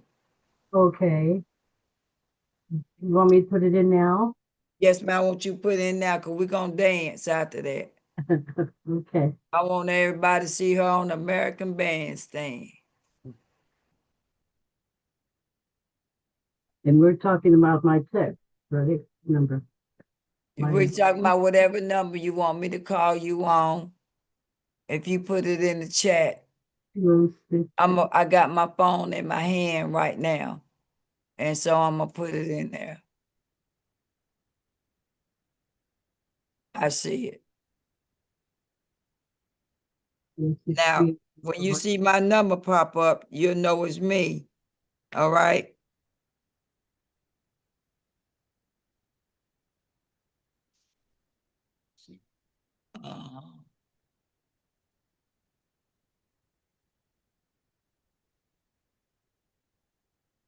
You see my number popping up?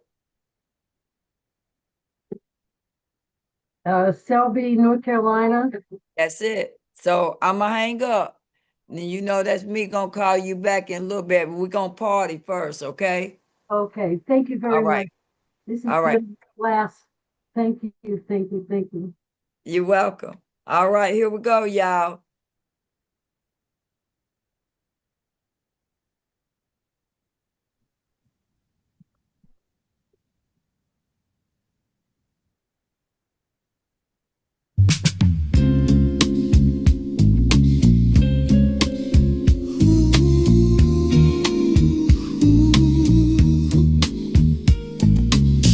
Left to right, heart to heart, can you feel it? Love in stereo, every note is falling soft like rain.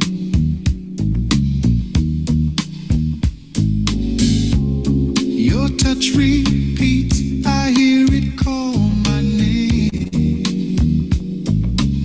All right, Miss Anna, you got the flow. Echoed in the rhythm, come on, carried on the flow. Every heartbeat sings in stereo. Come on, let's all join Miss Anna. Yeah.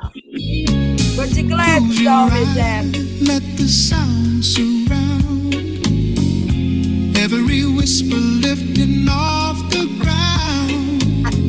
In every channel, your spirit grows. I'm alive where the music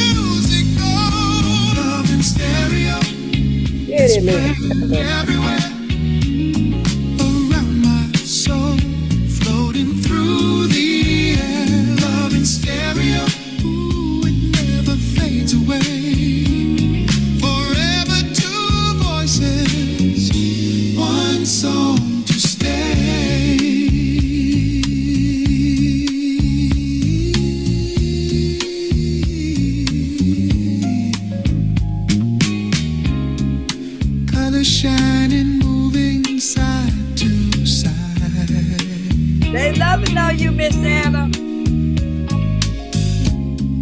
Like a record spinning deep inside. Your harmony is all I'll ever know. Wrap forever in this stereo.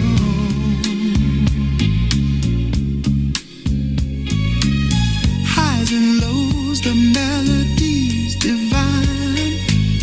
Your soul's the treble, your heart's the bass line. Together we're the song the heavens chose. Eternal in the way the music flows. Love in stereo, ooh, it's playing everywhere.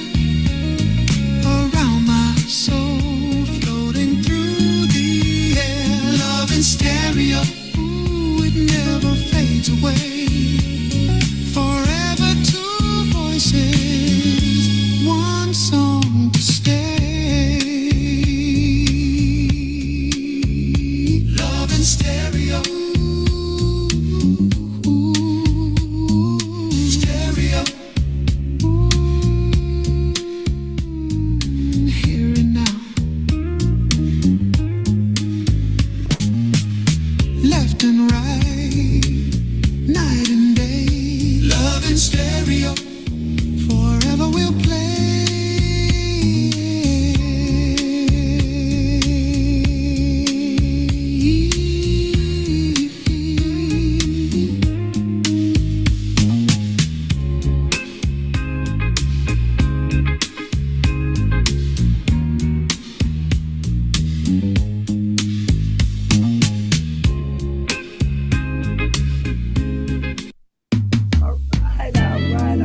All right. Well, I bid everyone, I trust that you all had a great time on the Game Changers channel. Same station, same channel next month. We are once a month, the first Monday of the month. My son and I will be on the Game Changers platform, where we will not only just do what we're doing tonight, but we're going to do a variety of things and have different guests to come on and grace us with their presence. And maybe they can learn a thing or two from us and we can learn a thing or two for them. So y'all stay tuned, all right? Y'all rest well. Son, you have your last minute words you want to say before we close out tonight. Nope, all good, Empress is on you. All right, ladies and gents, I will see you on tomorrow at the Metaphysical Bible Study at 2:00 Eastern Standard Time. If you don't have the link, go on the website. It's also can be posted in the chat, I think. But if not, go on the website, click on the link, and come on in at 2:00. We do have a beautiful and wonderful time. So come on out and hang out with us tomorrow at 2:00. Me and Lady Dancing Sun will be there waiting for you. Nightfall, everybody. It's been a long day for me. So I'm Nightfall. Awa doo doo. Awa doo doo. Nightfall. Nightfall. Sweet dreams. Nightfall. You all. Living life. Nightfall. Living Nightfall. life. Good night. Nightfall, family. Elva Living life. Dudu. Alpha. What do do? Good life, family. Nightfall.